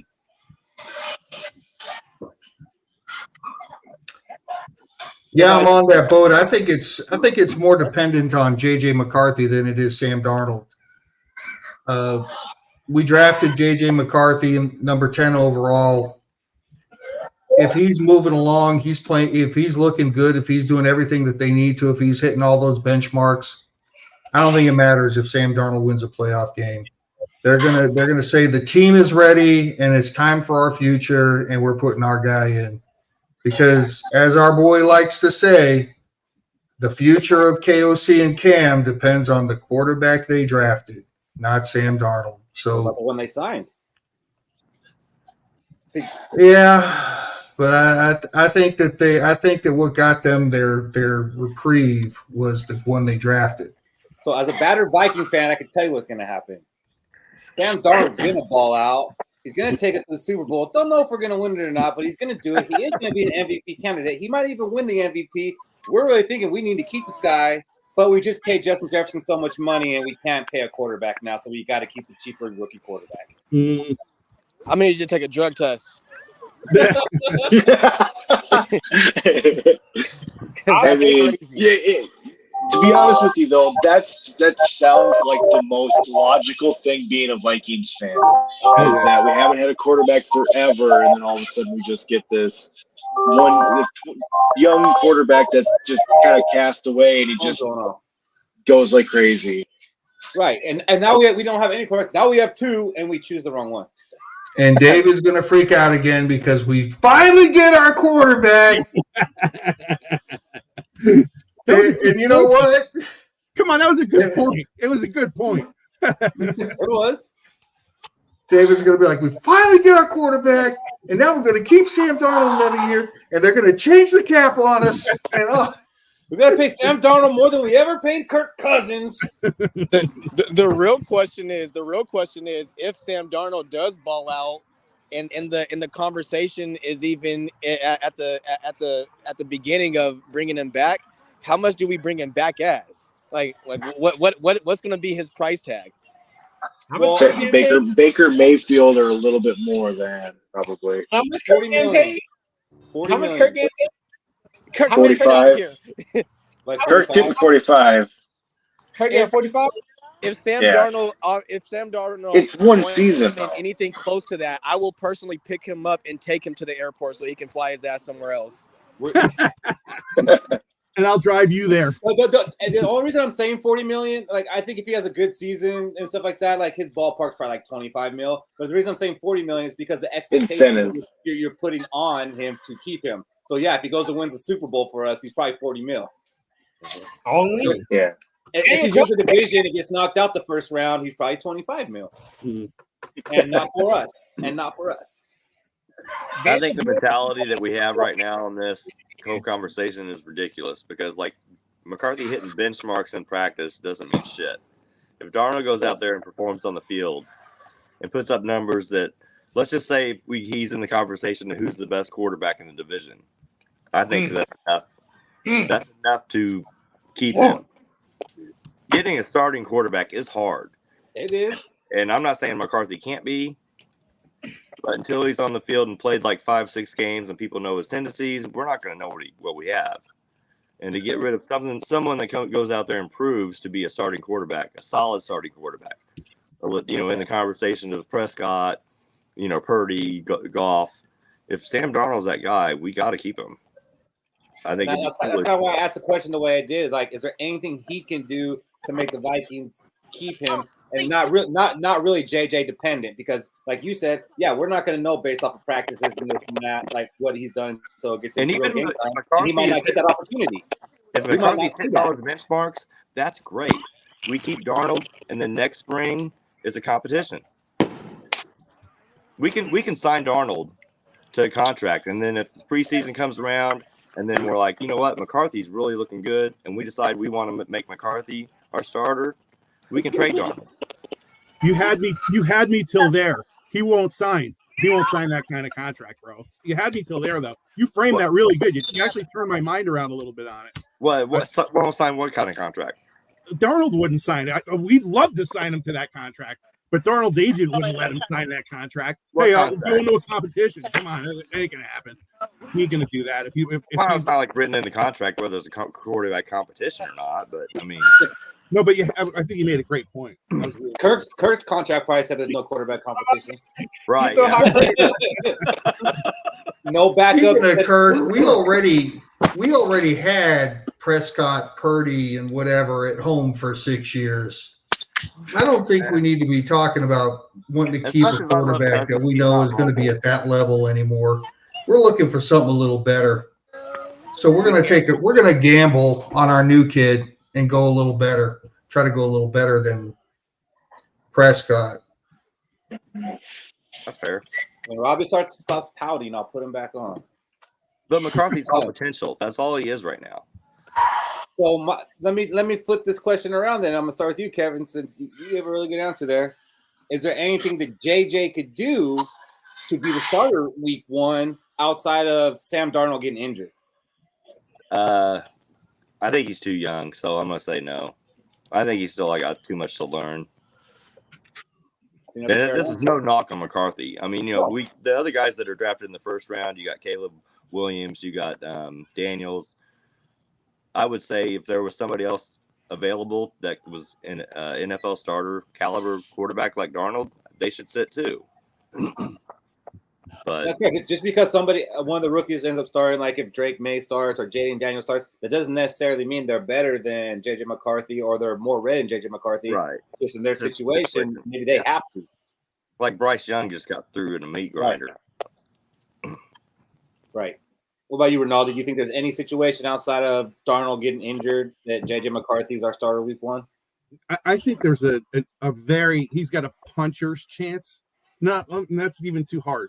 He's like a real dark horse chance. It's like if I had to put a number on it, under 10%, but there is a chance, right? There's always that. But so you're saying there's a chance. So I'm saying there's a chance, but I also think that he'll be able to shit, I lost my train of thought. Go on to something else. You like that? Can I back up real quick to the Sam Darnold thing? Question.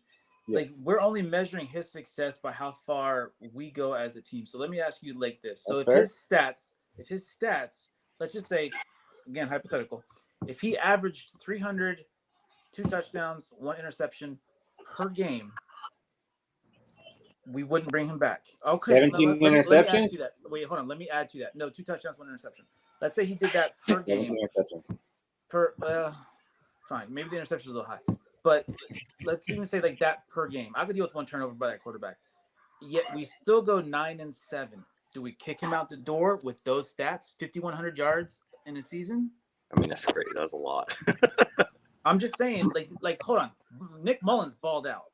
He put up 390 yards on two different occasions, and we still see him as dog shit because he lost those games. So I think you're answering your own question. No, I'm adding to my own point. So It now was my the question goes out INTs. there: do we not bring Yeah, back it's Sam way Darnold? too many picks.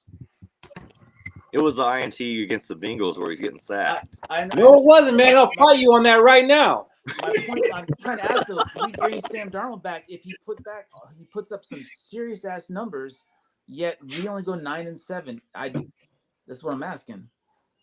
Then no, he didn't elevate the team, and that's what we're expecting out of our quarterback. 5,100 yards, 34 touchdowns. I mean, if Darnold's throwing for 5,000 yards, JJ is going to have a problem with us getting rid of him because JJ is going to be good. That's my point. We measure the quarterback success by just one variable, and that upsets the shit out of me. It's just that's it. I don't think that Nick Mullins.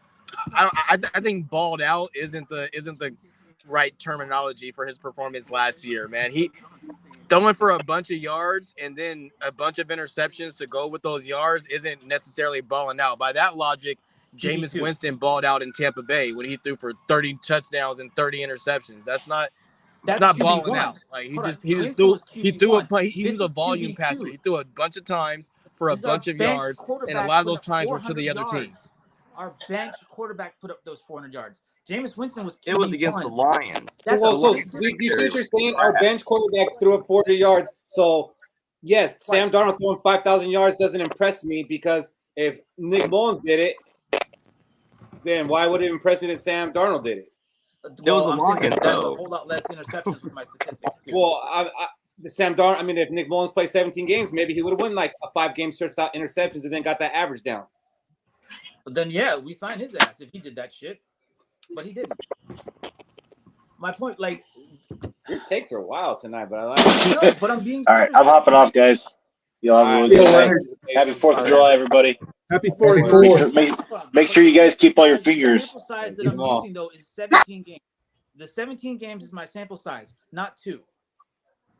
All right? I'm just saying the Nick Mullins things was an outlier. The 400 yards. You have when you talk with your hands, you get balloons. 17 games is my shiny happy. That's what it is. How'd you get the balloons? I think that's the peace sign. I think two peace signs. Yeah, I think that's what it is. Shaq got it. Apple. You have to have Apple products. There's an app for it. You have to have Apple products. Oh, I have an iPhone. That's it doesn't work for me. I remember Robbie taught me how to do the whole thumbs up firecracker thing too. That normally works. Dad, hold it in front. I tried to. In front of it, like that. It's not working. No. It's not working. My daughter's trying to educate me. It's not working. Backseat tutorial. Grab your thumb. Is it double fisting? That's what works for me. Like, we look retarded right now. I'm gonna stop doing it. It's never happened to me, so let's just stop. We've got firework performance anxiety going on right now. We're trying to make this happen. We're trying to make this shit animated, and it's just not working out. Is it only a phone thing? Because I am on a laptop. I don't know if you guys know that. I got a laptop now. I'm on an iPhone and it's not working, but I've had it work in the past. I'm not. There it is. There it is. Poor Shaq. Yeah. I think Shaq hit a button though. Shaq's got My phone is racist. I'm clipping this. I'm clipping this. Together. And I'm turning the sound off. So everybody's. I can't do it. I'm showing you. Robbie got one. No, Try thumbs down. Yeah, I Try to do it can't. hard. Try to do it hard. I can't do it. I think your face I think your face has to be in it too. I can't wait to timestamp this one for the TikTok clip. Yeah, right. We always look always autistic works for right me, now. Daddy. It's Your like, phone's we broke. support autism. We are not autistic. Maybe a little bit, but I don't know. Somebody's on a spectrum. Anyway, if Darnold goes all out, getting 5,100 damn yards and all those touchdowns and shit, we don't bring him back, I'm fucking done. That's ridiculous. Just to have a narrative to start this other thing that we have at QB3 right now. That is a good question. There's Cody. Who is going to be QB3? We already have our QB3. Who? We just drafted. It's Nick Mullins. Oh, fuck me. We just drafted our QB3. Thank you. Who? The one with zero experience. Oh, these guys. You think JJ's gonna be QB3? That's cute. Yeah, that is cute. At least Emiliano's coming around. You two still got some work to do. I'm gonna love the fucking shit-stained faces that y'all gonna have when this fucker flatlines. So, Robbie, you're gonna tell me that Nick Mullins is gonna be cut and Darren Hall's gonna be our backup quarterback? You're the first person to mention Jared Hall today. And probably There's a reason. There's a reason. No, we actually did mention him when we told all the quarterbacks that are on our roster, and Jaron Hall is one of them. I thought he's still on the practice squad. Didn't he go That's a back to good point. BYU? He will be on the practice squad. Like But what you can do with the practice squad is you can bring them up on game day. You can't do that with Nick Mullins.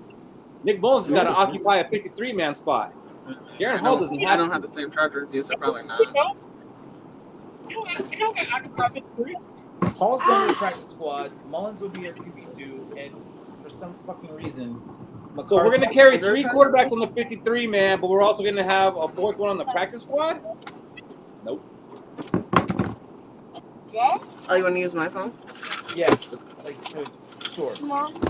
Mullins is either going to be let go so he can go find a place to be a backup somewhere else, or he's going to get traded for like a 5th or 6th round pick. Well, the same way we did to the Raiders. Right, I was going to cry a little bit. I was going to cry, but I was like... I don't have a whole lot of faith in Mullins, but that little bit of faith I have in Mullins It's not fair to cry. Dwarfed by what I do not have in the other one. But that again, that's me. But you gotta, maybe it was just like a scheme. Maybe Are most quarterbacks room 3 deep? Oh wait, I do. Shit. Yes, but see, what changed this year, Emiliano, is you can have a quarterback on the practice squad and only bring them up for game day. And they're your emergency quarterback, so they don't count as the 50 or whatever that you could dress on game day, and they don't count towards your 53-man all year. Whereas we keep Nick Mullins, now we're occupying 3 quarterbacks on our 53-man when we could just have 2, Darnold and JJ, and Jaron Hall being a practice squad call-up on Sundays. That's how it's going to go down. I'm more along the lines of that one. I don't understand why we would carry 3 quarterbacks unless there's absolutely zero trust in the 3 that we have, or like in the top, in the talent at the top. You only carry 3 if it's like a quarterback by committee. I don't think that this is a quarterback by committee team. No, I agree. Nick Mullins is going to be traded or let go, and I know we're not going to get a lot for Nick Mullins. Like we might get like a 6th-round pick. I disagree. Cool. We don't. I don't think so. Oh, time out. One at a time. Disagree with me, Kevin. If KOC is confident that McCarthy's 1 play away from being put into the fire, then I can see him letting go of Mullins. But right now, I don't think he feels that way. He doesn't want to force a rookie quarterback into the game. July 3rd. So, I know, but he's 21. So, I mean, how much? It's going to take him a while. I don't think he wants to be in a position of having to throw McCarthy in there. Week 2, 3rd quarter. How many safeties do we got? 6. How many edge rushers do we got? Well, see, that's the thing. You're going to keep an extra quarterback and get rid of one of those guys? Yeah, Lewisine. Yeah, we're going to get rid of Lewisine. I'm not even putting him in the equation when I count our safeties. He's not in my total. I mean, we could get rid of a defensive tackle. They ain't worth a shit anyway. Yeah, don't worry, they will be. So you want to get rid of guys who will actually be rotational players and play to have 3 quarterbacks on the roster. That doesn't make sense. No, I don't. You just said you disagree, so. I disagree for another reason. Oh. I'm not willing to concede the fact that Sam Darnold is QB1. What the fuck? You gotta be kidding, of all people. Seriously? Yeah. I'm not surprised by this. I am. Maybe This is the first I've heard it. I guess. Congratulations. It takes a lot to surprise me. School it. See, there's a lot of similarities between Sam Darnold and Nick Mullins. They're very comparable on their TD to interception ratio. Oh, we say Mullins. They're very comparable on their yards per games played. But there's one big difference. Nick Mullins has a career 65.8% pass completion rate accuracy, and Sam Darnold has a 59.7 And before you lose your panties and say he was a part of the Jets who were garbage and a part of the Panthers who were garbage, he also started for those 49ers one game last year, and his completion percentage was 60.4%. A leopard don't change his spots, and a zebra don't change his stripes, and Sam Darnold is a 60% pass completion quarterback. And because of that, and the fact that when Nick Mullins was in the game, despite the turnovers, he looked like he was running a competent NFL offense when he was playing. So while I think it's fool's gold because of the interceptions, hear me out, I think it's fool's gold. I think that he could maybe fool them just enough to where they might say, our offense runs better with Nick Mullins. We stand a better chance at winning with Nick Mullins. I agree with that. And Nick Mullins is QB1 week 1. Then fuck the other douchebag to the practice. Hall gets bye-bye. McCarthy What? Squad, What? we got What? two Wait. quarterbacks. There, Whoa. job done. Okay, and like Slylon, whatever the fuck his name is. That was like the twist at the end. I will say, look at I thought JJ was that gonna San get Francisco start and look who the wide receivers were. Because I know Ayuk and Debo did play for a minute, but they weren't in there after the second quarter. No, never mind. No, fucking Niners. I mean, no, it's mathematically. It makes Kirk Cousins all over again. Look at his offensive line. Look at his receivers. Look at the defense. Look at the coach. Oh, another offensive coordinator. Poor guy. Maybe they're just not a good quarterback. I mean, he went 4-2 for the Panthers in his second season.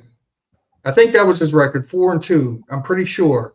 Yeah, but he's still 60%. So yet that's not a recipe for success. There's so many. He's a 64% completion percentage guy. There's no doubt about that. 60. Sam Darnold is 59.7% for his career. Well, Nick Mullins is 65.8. I'm giving him a bump because of where he played, but Nick Mullins is 69.9 for the Vikings. Almost 70% completion. Hot damn! Wait, that's only 1%. That's not almost. Going to who? 9.9, my guy. That's not 1%. That's 0.01. I'm only busting on you, buddy. I'm only busting on you. Yeah, and I'm busting back. Going into who? So maybe our quarterback whispering coach can whisper out a turnover or two to Jordan Addison from that 70%. Those sample sizes and those statistics, though, are different. The sample size of Nick Nice Mullins try, Sean. I just saw that. And that sample size nice try, of Nick motherfucker. Mullins is much larger. Nice try. Wait, you're going to have to get on camera to have that talk, Sean. Well, we know one person's watching. Two. Cody's there, too. Probably shouldn't be, but he is. Oh, man. Back to that idea, though. I think I'm going to try this again, Robbie. There's a thing I know, there's a thing I've seen that I see, and there's a thing I think. Right. So here's the thing I know. That's a segment. Yeah. Here's that's the thing I know. Segment, Rinaldi. I like it. Here's the thing I know. I know that they're using Mullins as like a reference point.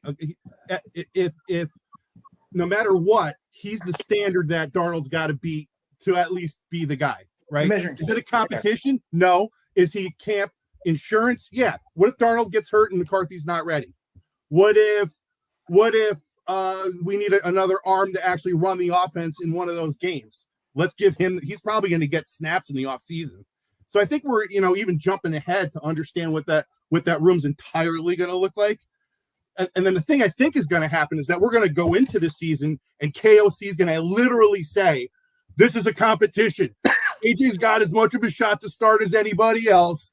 And everybody on this team is starting from square one. So I think that's how they're going to frame it. They're going to give us shit to talk about. And we're going to see McCarthy. We're going to see Mullins. We're going to see a little bit of Darnold unless they made a decision already. And then my whole theory goes to shit. But I think you got to keep him upright and healthy. And then you can trade or do whatever you're going to do with Mullins. And that's at the end of camp. So he's camp insurance. So you got to – I need to get thing I know, thing I think, and – thing I see. No, the thing I see. Yeah. Okay. And thing I see is in the middle. Middle. I did go backward. I don't even know, man. No see thing. I understand. So my whole premise is we're not carrying 3 quarterbacks on the 53-man. And they're not going to put Nick Mullins on the practice squad. No. So, well, if McCarthy plays out in the preseason, I agree with that. I think they'll play Jaron Hall at number 2 if he's not. Jesus Christ. Honestly, if it comes down to Mullins or Jaron Hall, like for an extended period of time, we're probably screwed anyways. If it came down to like a game or two, then yeah, I'd rather have Mullins than Jaron Hall. But if it's an extended period of time, it's probably a lost season anyways. They're not going to keep him. They're going to let him go to a better situation. Somebody's quarterback's going to go down. I'm not saying they're going to trade for him to be a starter, but they're going to need a dependable backup. A contender is going to need a competent, good backup. And he is that. Nick Mullins is a good backup quarterback. He's never going to be a starter. Doesn't have that pedigree, but he can go out there and run an offense. He can get yards, score points. Yeah, there's going to be turnovers, but he can run the offense, make you look competent. We didn't look competent those last couple games with Josh Dobbs, but then he came in. At least we looked like an offense. The ball was moving. We're scoring points. Okay, fuck, that was a dumb pass, but we still look like an offense. So somebody's going to want his services. Josh Dobbs was when we played the Raiders. That's the only time the offense wasn't moving. Oh, yeah, he looked great against the Broncos, too. No, I still say that he got concussed in that Broncos game. They just never diagnosed that shit because when he got concussed in that. No, Robbie, football players are weak pussies and they don't play with concussions anymore. So Josh Dobbs, that didn't happen. He's a throwback player right there, buddy. I think a team with a young quarterback would be interested in Mullins. A young quarterback or a contending team, and their backup went down in preseason. Now, like their backup was like a third stringer that they were going to cut, and now they got to be the backup, and they're a contending team.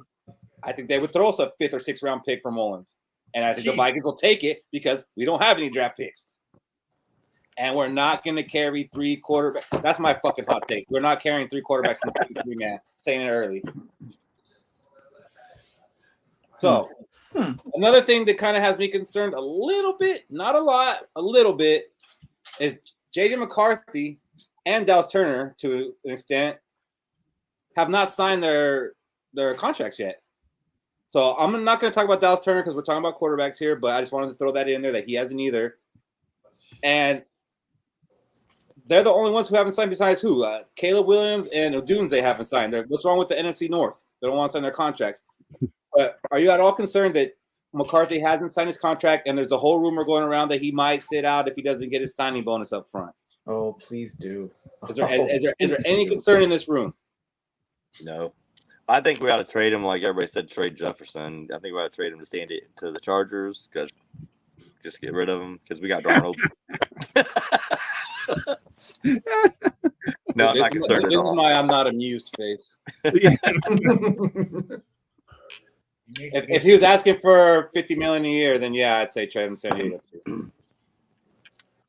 But no. So everybody that's surrounding them, he's owed up front. Like instead of them putting the money in escrow, he's like, just give it to me now. That's all he's doing because either way, the Wills aren't going to have the money in their pocket. Like. So everybody that's surrounding them, the picks before and after them, have signed theirs to basically bracket them as to what they should be getting. Yes, right? There's no. I mean, the dollar amount's set. The holdup is, I guess Vikings typically don't give their signing bonus up front. A lot of teams do. Vikings like to spread it out. But we have world-class facilities, which should make them say, you know what, we can agree. But they with live that. in Minnesota. Fuck that. Okay, I have a hard time believing that J.J. McCarthy is going to play hardball. I don't doubt that he asked for it up front. I'm not worried about a holdout. The man is practicing right now with Adam Thielen because his number 1 receiver is out with Joe Burrow doing other stuff.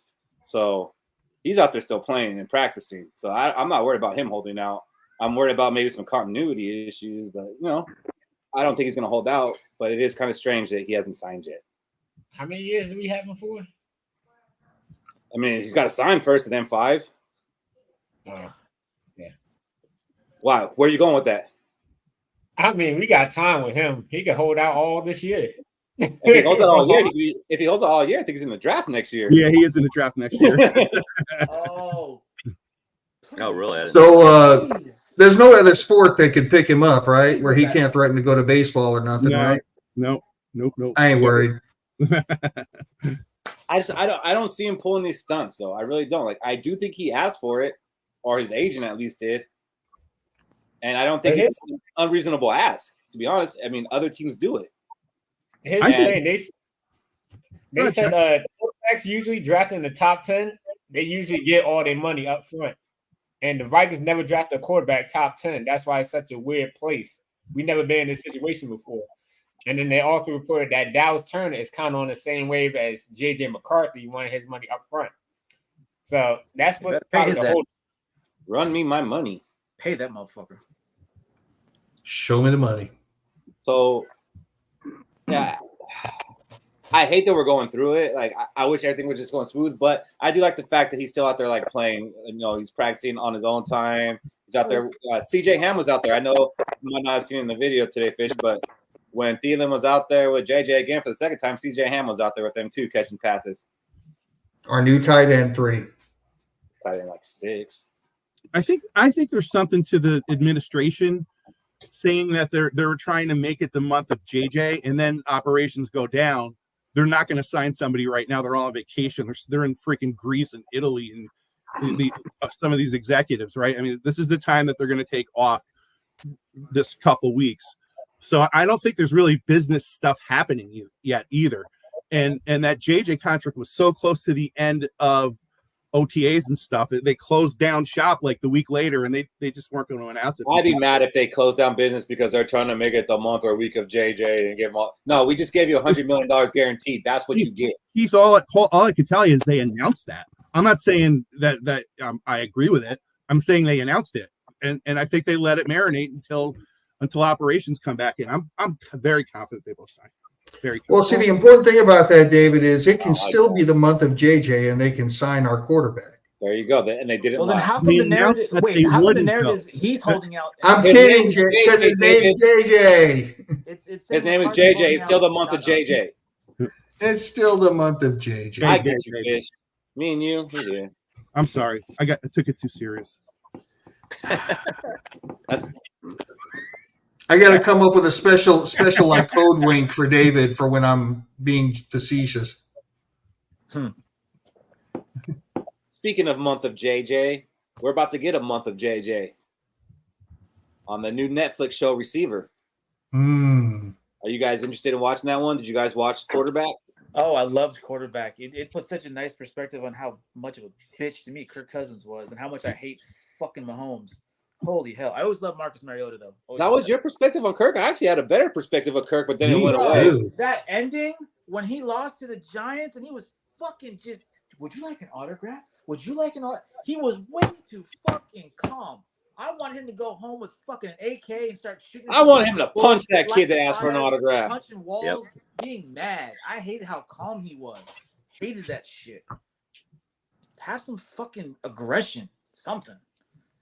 But like, when have you ever seen aggression out of Kirk? Except when he's on the side like grinding. He just lost. Like, he lost. The whole season is gone, and he still was like, I had to get up early to hand out turkeys.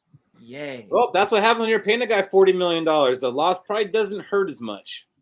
And that's the problem. And that's the problem. He had zero testicular fortitude. It's like that meme, crying into the money. Like. Yo, Robbie, that guy practically got murdered in that game against Washington. Yeah. Where he couldn't even breathe, where he was literally crying with every breath, and he was still going out there and playing. Talk about a throwback type of playing moment, and you can't respect that shit? Your word means nothing to me. He's like, he didn't come back out with his Achilles torn. He didn't even come back out for a series, Fish. All right? I always give Kirk Cousins credit for being tough. I always have, and that's it. So he's kind of a throwback player? No, not at all. I don't know. I don't know. We got different. I don't know, man. I like Kirk more after watching the show, but I still didn't want him to be the quarterback of my team. But I like him better. I mean, I respected him. I sure did. I'll be honest. I only seen a couple minutes of quarterback because I knew Kirk was going to be here. So I was like, ain't no point in me watching this shit. It's a good. I mean, if you like football, it's a good show. Even the Mahomes stuff was pretty good. Like just seeing Mahomes like being a real person outside of football, and Robbie can roll his eyes or whatnot. He was singing songs to his kids to put them to bed that night. That's how unupset his ass was. What an asshole! He was still able to go home and be a father. Still being a good dad. He didn't go home and beat his kids and like pit bulls in the backyard. Probably should have chained him to the radiator. He probably gave him dinner too. White Fucking trash, idiot. taking a shotgun to a beat up old car, something. I don't fucking know, but not. I mean, the fact that he didn't verbally abuse his wife one time just really pisses me Isn't his off. kid like special needs too? Robbie has a problem with special needs kids. It's a glorious day that we lost. Good at the other team. Yay! Fuck that. Yes. Even the wife that walked by. Are you talking about Kirk Cousins? Yes. The fucking 10-year-old with yeah, the 10-year-old with the pacifier type shit. Yeah, fuck that. All right. So, anyways, talking about receiver, I just want to know if you guys watch quarterback. I didn't want to fucking review. You got to review. I'll watch receiver. I watch. I mean, like, are you interested? Like, it starts next Wednesday. If you guys don't know, so on Netflix. we'll be talking about it all next Thursday. 2 hours of just talking receiver. You might want to tune in for that one, Robbie. I hope there's pacifiers involved. You know what? I might not watch it. I might just stream it and we'll just watch it together on Thursday. A reaction video. Yes. I like that idea. Copyright. You get flagged for that shit. It's copyright. Yeah. I don't think any. We'll have it inverted. I don't think any of these 5 people watching have that authority. I'm not worried about it. See, that's the thing. Hey, so when like the people from Netflix like put a ban on us, we'll be like, we were seen by Netflix. We're moving up. You're right, Shaq. YouTube would catch it because they scan shit. But I was joking. I'm not gonna stream the whole damn thing. But so the receivers are George Kittle, which is not a receiver, Amon-Ra St. Brown, Deebo Samuel, Devontae Adams, and Justin Jefferson. So we're represented again. Do you have interest in seeing JJ behind the scenes? Because I'm gonna tell you right now, like I watched quarterback with my wife, and she just kept saying, "I want to see JJ. How come they never put the camera on JJ? I want to see what he's doing." Like she kept saying it the whole time. She's like, "I want to know more about JJ." She's like, "I don't care about Kirk anymore." So like it was funny that later on, receiver came out, and JJ's gonna be like the star of it. So we're gonna see him hanging out with Joe Burrow. And now she's gonna be like, I want to see Ed Ingram. If she knows who Ed Ingram is, I'm like, who the fuck are you talking to? I don't know about Ed Ingram. Like, I can't wait to do guard next year. I tell you what, I want to see receiver because I want to see the behind the scenes stuff. And I'm sure that they're going to get into his personal life where he's starting to deal with the contract negotiations. And I do want to see it. I want to see how he's handling it because I have it in my head how I saw it. And I'd like to be proven wrong. You know, I'd like to have my image of how it went down behind the scenes, proven wrong, see how he was handling it on his side. See if it was completely amenable between the two and they were just kind of working it out. You think they're going to show that? Like that the stuff you look for that really Oh, I think they'll show like conversations between him and his agent. It'll be it'll Robbie, be, that's along the lines of my watered down question. big time.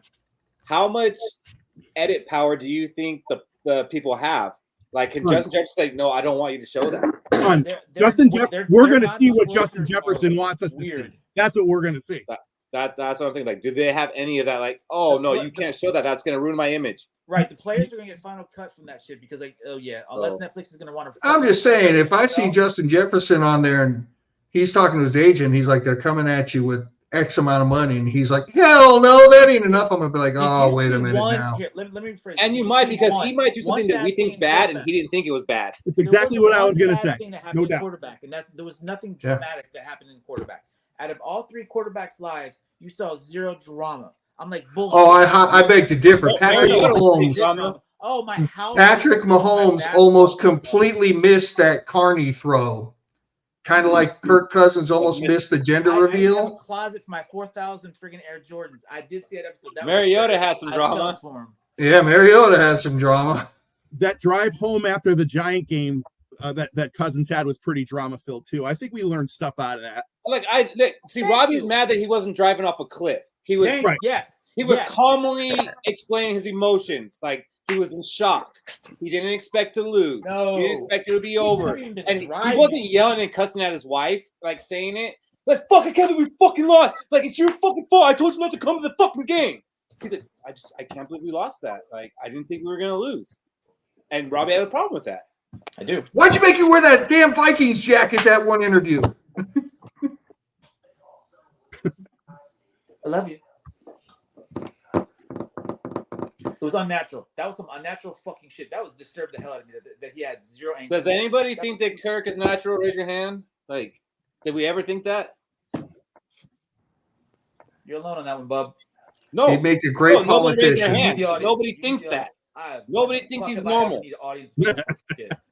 Fuck him. You're right. That quickly changed my opinion. No, not at all. Fuck him. So, anyways, that's gonna start next Wednesday. I'm kind of excited to watch it. Does that come out like all at once? It does, right? Because Hulu's the one that does it like a show.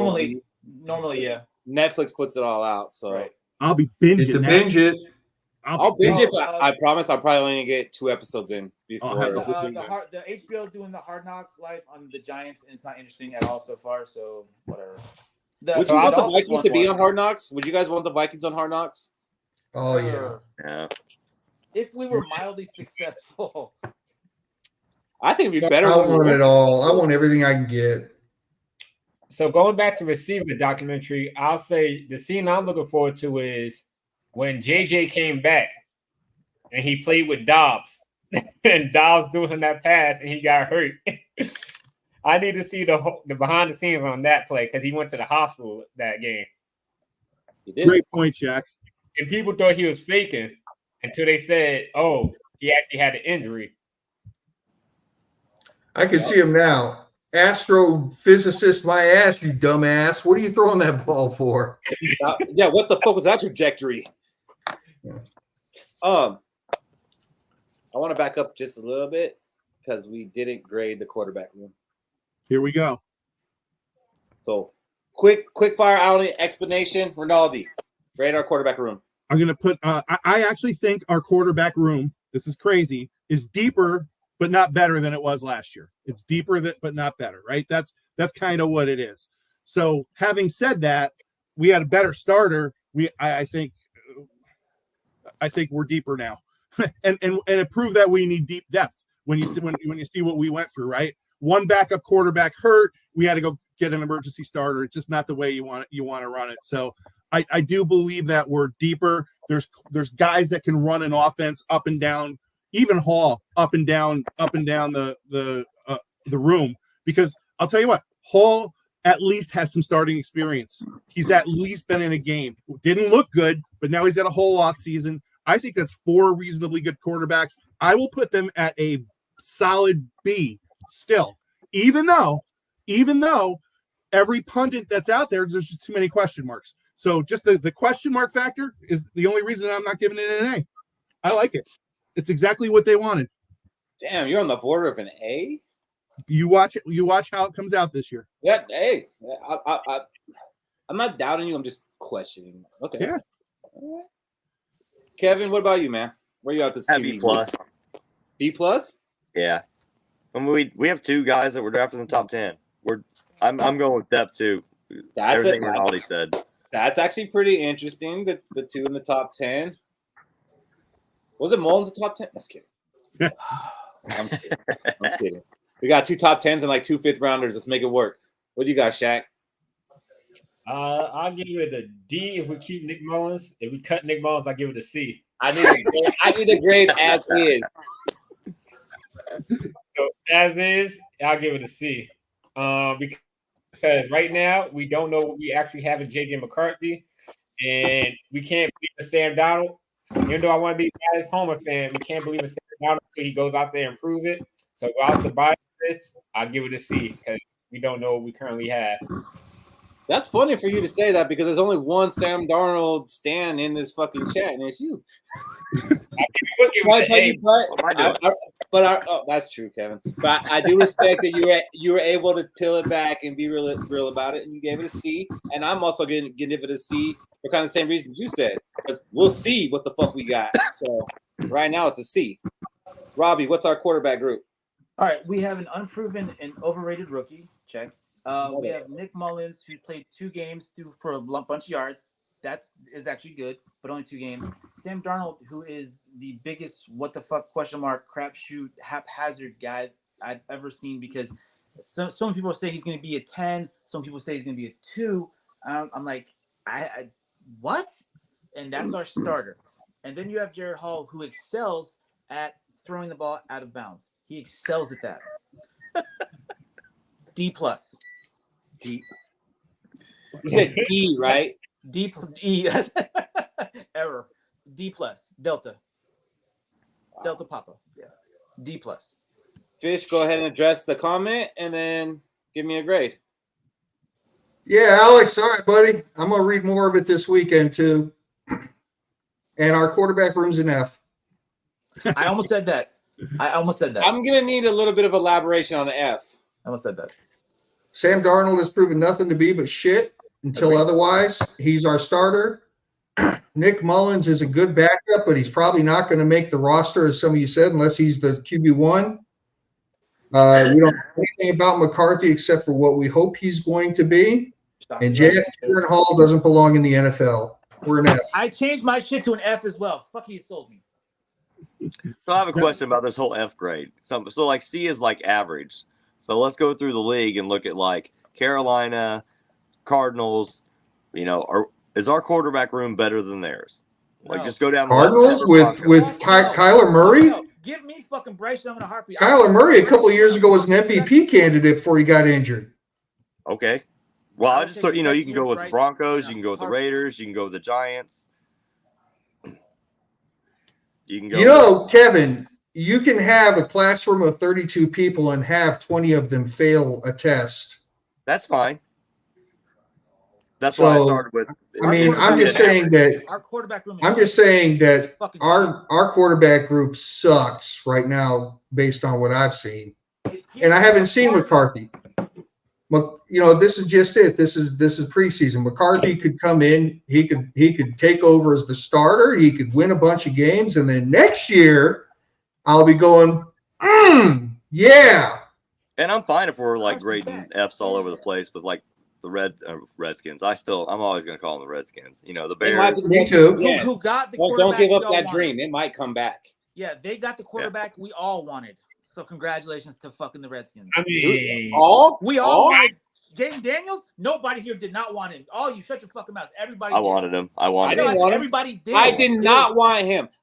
I did not want him. What the? Since when? I've never heard that. I can't bring up the old transcripts, but I've said it many times that he was my 3 choice. He might have been my 4th. Jeez. And JJ was my 1st. My God, y'all fuckers. My God. He was my 2nd or 3rd. Look, Robbie, being my 3rd choice, I wouldn't have been mad if we got him. There weren't many people high on Daniels. Unless we traded 2 first-rounders to get him. Jesus Christ. I was hoping he was 4. So our quarterback room, according to the 6 here plus Cody, is a D. That's the average, a D? Thanks to Fish's F, yes, we're a 1.7. No, I also went F. Wait, I changed my F. Your D was already triple stamp, double stamp. Fish sold me. Has the Hogwarts seal on it. I mean, it wouldn't change it. We're a 1.7 GPA right there, so we're a D. Gave it a boost. No, wait, 1.7 is a C. That's a D.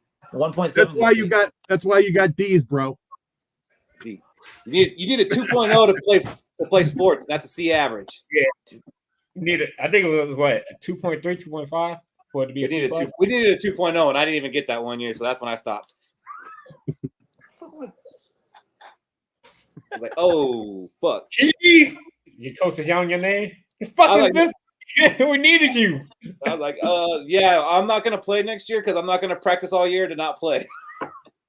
That's what it is. If you don't make grades, you can still practice all year, and you don't get to suit up for the game. If you make grades, then you might get to suit up for the last game. Like, yeah, I'm not doing all this training for that. I'm gonna start smoking weed. Bye.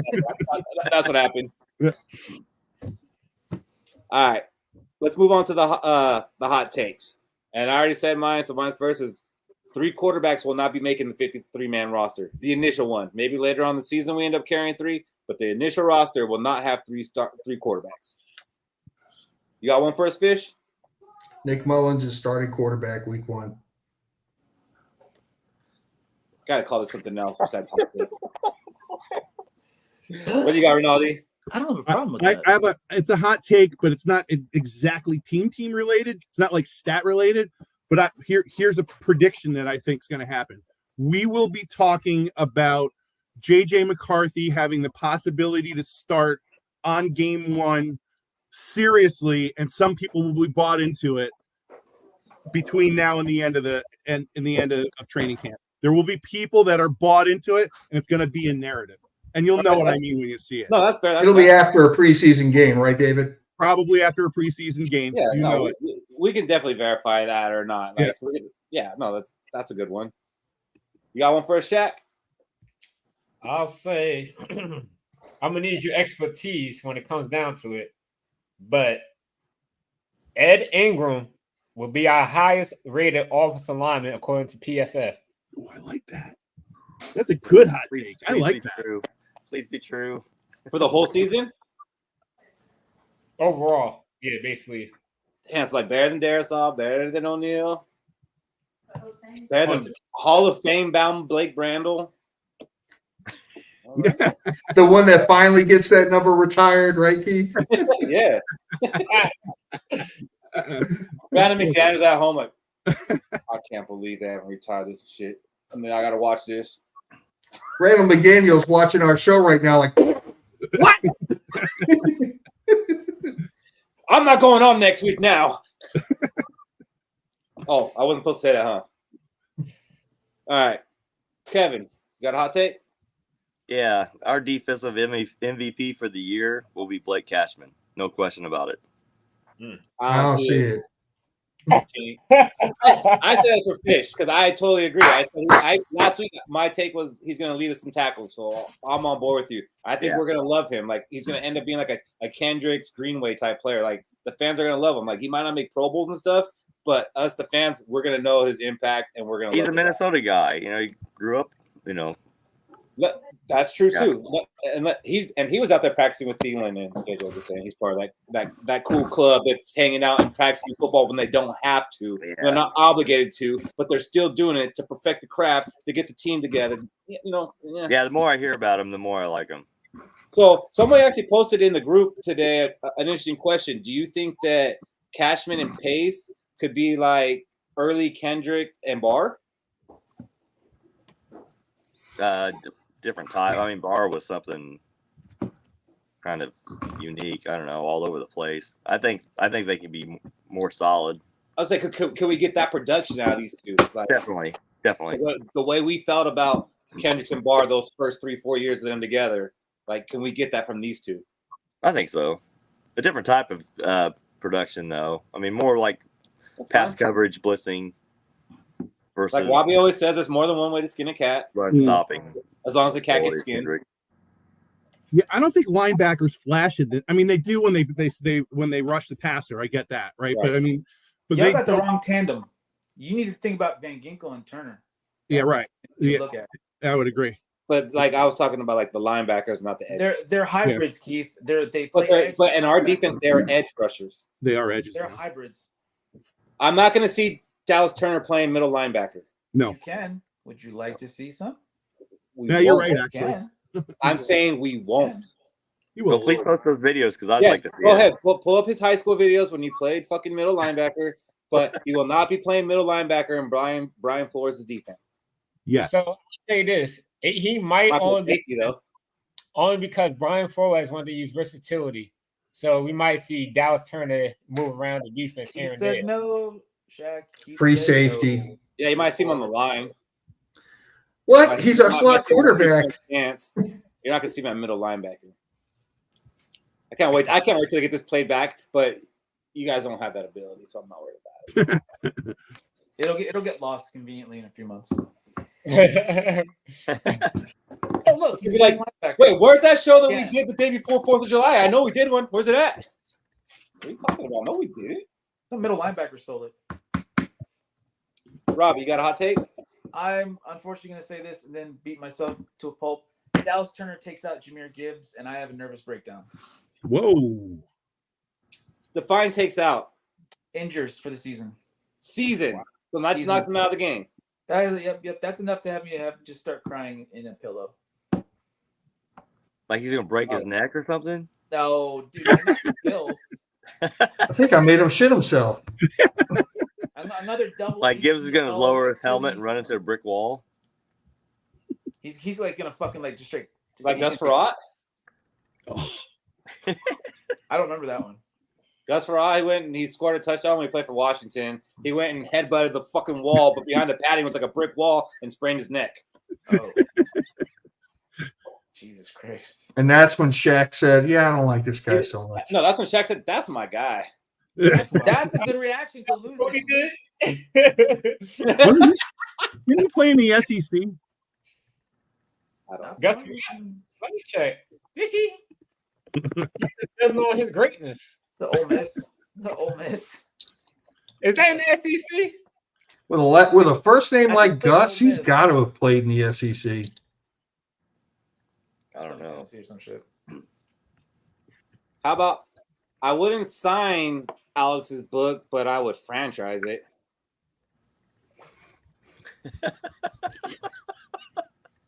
He went to Tulsa.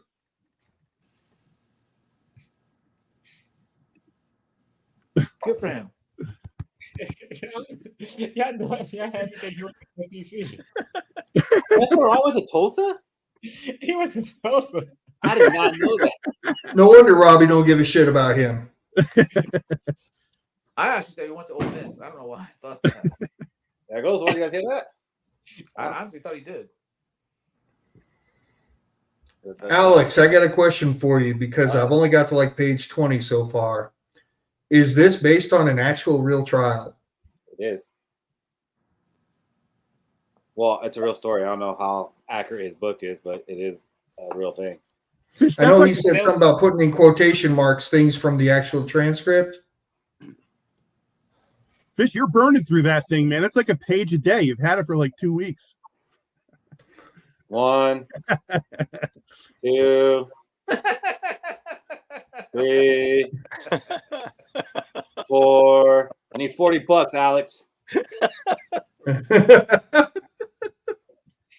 Well, Rinaldi, unfortunately, with the holiday coming up, there hasn't been much time to do anything. I'm sorry. I just took a shot. It was. That's all right. But I am going to read more this weekend. See, Alex is interested because I think more than Fish has actually bought the book from this group. There you go, Fish. But I can't read. Based on a true story always makes things better for me. I see those words at the beginning of a movie, and it could be about crocheting, and I'll be like, Based on. See, every quotation is straight from a newspaper transcript. Based on. You were worried about the Oh, quotations, bad. Fish. Now you got your answer.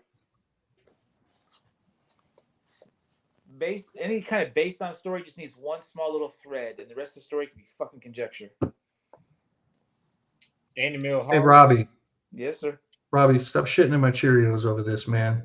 No, It's he said it's all true. true. He didn't say based on. He said it was. Okay. Robbie, what did we miss tonight? What didn't we hit on? I think we did exceptionally well, sir. We got to curb stomp the fuck I wanted to curb stomp. I'm happy. We didn't talk about Nick Mullins too much, even though we could have. I agree with Fish. We He's didn't the talk better too much quarterback. this time. Statistically speaking and numbers speaking, again, small sample size, but still, he's the better. Oh, here you go, Fish. Of the two. That's what. Yeah, that's what. I was. Never mind. We didn't talk about Case Keenum as much as I would have liked to, but it's okay. Sometimes, you know, the man's got to chill, and I got to chill, so that's cool. You got any last words? He doesn't.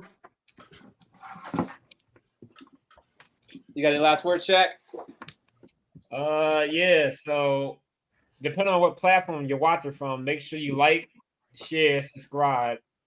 Definitely share because we're trying to grow and gather more Vikings fans. And we like your opinions and takes because we already basically know what we think about the Vikings and certain players. We want to know what you guys think. So share. And if we say some dumb shit or some shit, make sure you share that shit. We're trying to go viral. Let's go. Let's go. Let's go, baby. What do you got, Kevin? Miss Cody, so don't beat your wife, don't beat your cat because I don't have any dogs. And What? there was something else. Dogs. Huh? Who I have doesn't have a cats, dog? dude. Oh, and Percy Harvin's a bust. That's what he usually says. And Percy Harvin was a bust. But have fun, get really drunk, don't get arrested. Yeah. But get drunk, have fun. Remember why we're celebrating. Pick your I friends. can We don't go pick way your better friends. than all of you. If we had to do this a competition, I will win. Win What are you what? talking about? What? If we were trying to emulate Cody, Oh, I'm He would already win he would win the first annual Bowden Award. the I first already annual gave it up. Cody. I already wrote mine. I'm gonna read that out loud, man. I was gonna go to you next and not even want to.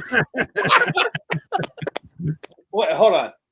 Ronaldo, would you happen to have any last words? Let's see if I can read this. Here, that's the better side. Remember, it's the 4th of July. God bless our soldiers. Happy 4th of July, America. Hey, so what we're gonna do in honor of Cody? I want you to dance with your wives. I want you to let your dog sit on the fucking couch. And I want you to let your kid blow off a fucking firecracker. Just one. Okay? Let them enjoy themselves. God Robbie, bless dance with America. Dana now. Cool. I was about to call her. I was like, Dance with her right now and show me your dog on the couch.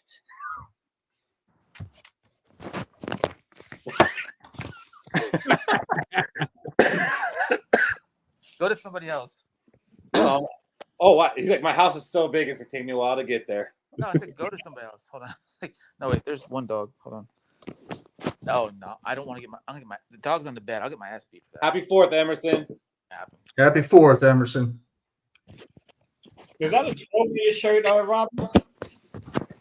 They already flipped it back. That's a Harvin. Yep, this is Is my it- head. This is my. Harvin? This Is my that a Harvin? My migraines awareness shirt. Yes. Migraine awareness. This is my migraines awareness shirt. A little bit more respect. I got this on sale in the middle of like I where the fuck was I think I was in Tennessee at a freaking like I don't know what the frick it was, like TJ Maxx. I got the shirt for $3 after we traded him. I was like, sold. So I'm proudly wearing this $3 shirt. Not bad. It's price. my migraines awareness shirt. And sleep apnea. That too. That probably kept him from a few games, I'm sure. What do you got for us, Fish? Let me expand on the Codyism. Most dogs are afraid of fireworks, so put some earmuffs on your canine friends so that way they don't get scared. They don't need the anxiety. They love us more than we deserve. And most wives won't shut up during the fireworks, so put some duct tape over their mouths so that way it saves on your anxiety, because self-love is more important. And let's Skol, everybody, to 20 more years.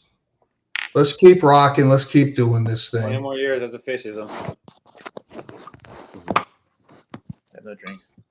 Also, don't take pictures of fireworks and don't do videos of fireworks because you're never gonna freaking watch them, and if you post them, nobody cares to see it. Okay. We're all seeing the same shit. Yeah, nobody's gonna watch your fireworks, and you're never gonna go back and watch it. So put your phone away and enjoy it. Have fun. Get drunk. Put something on the grill. Watch the fireworks, but don't beat your wife. Don't beat your dog, and give thanks to our troops. Skol, buddy. Next Thursday, possibly sooner. Let's go.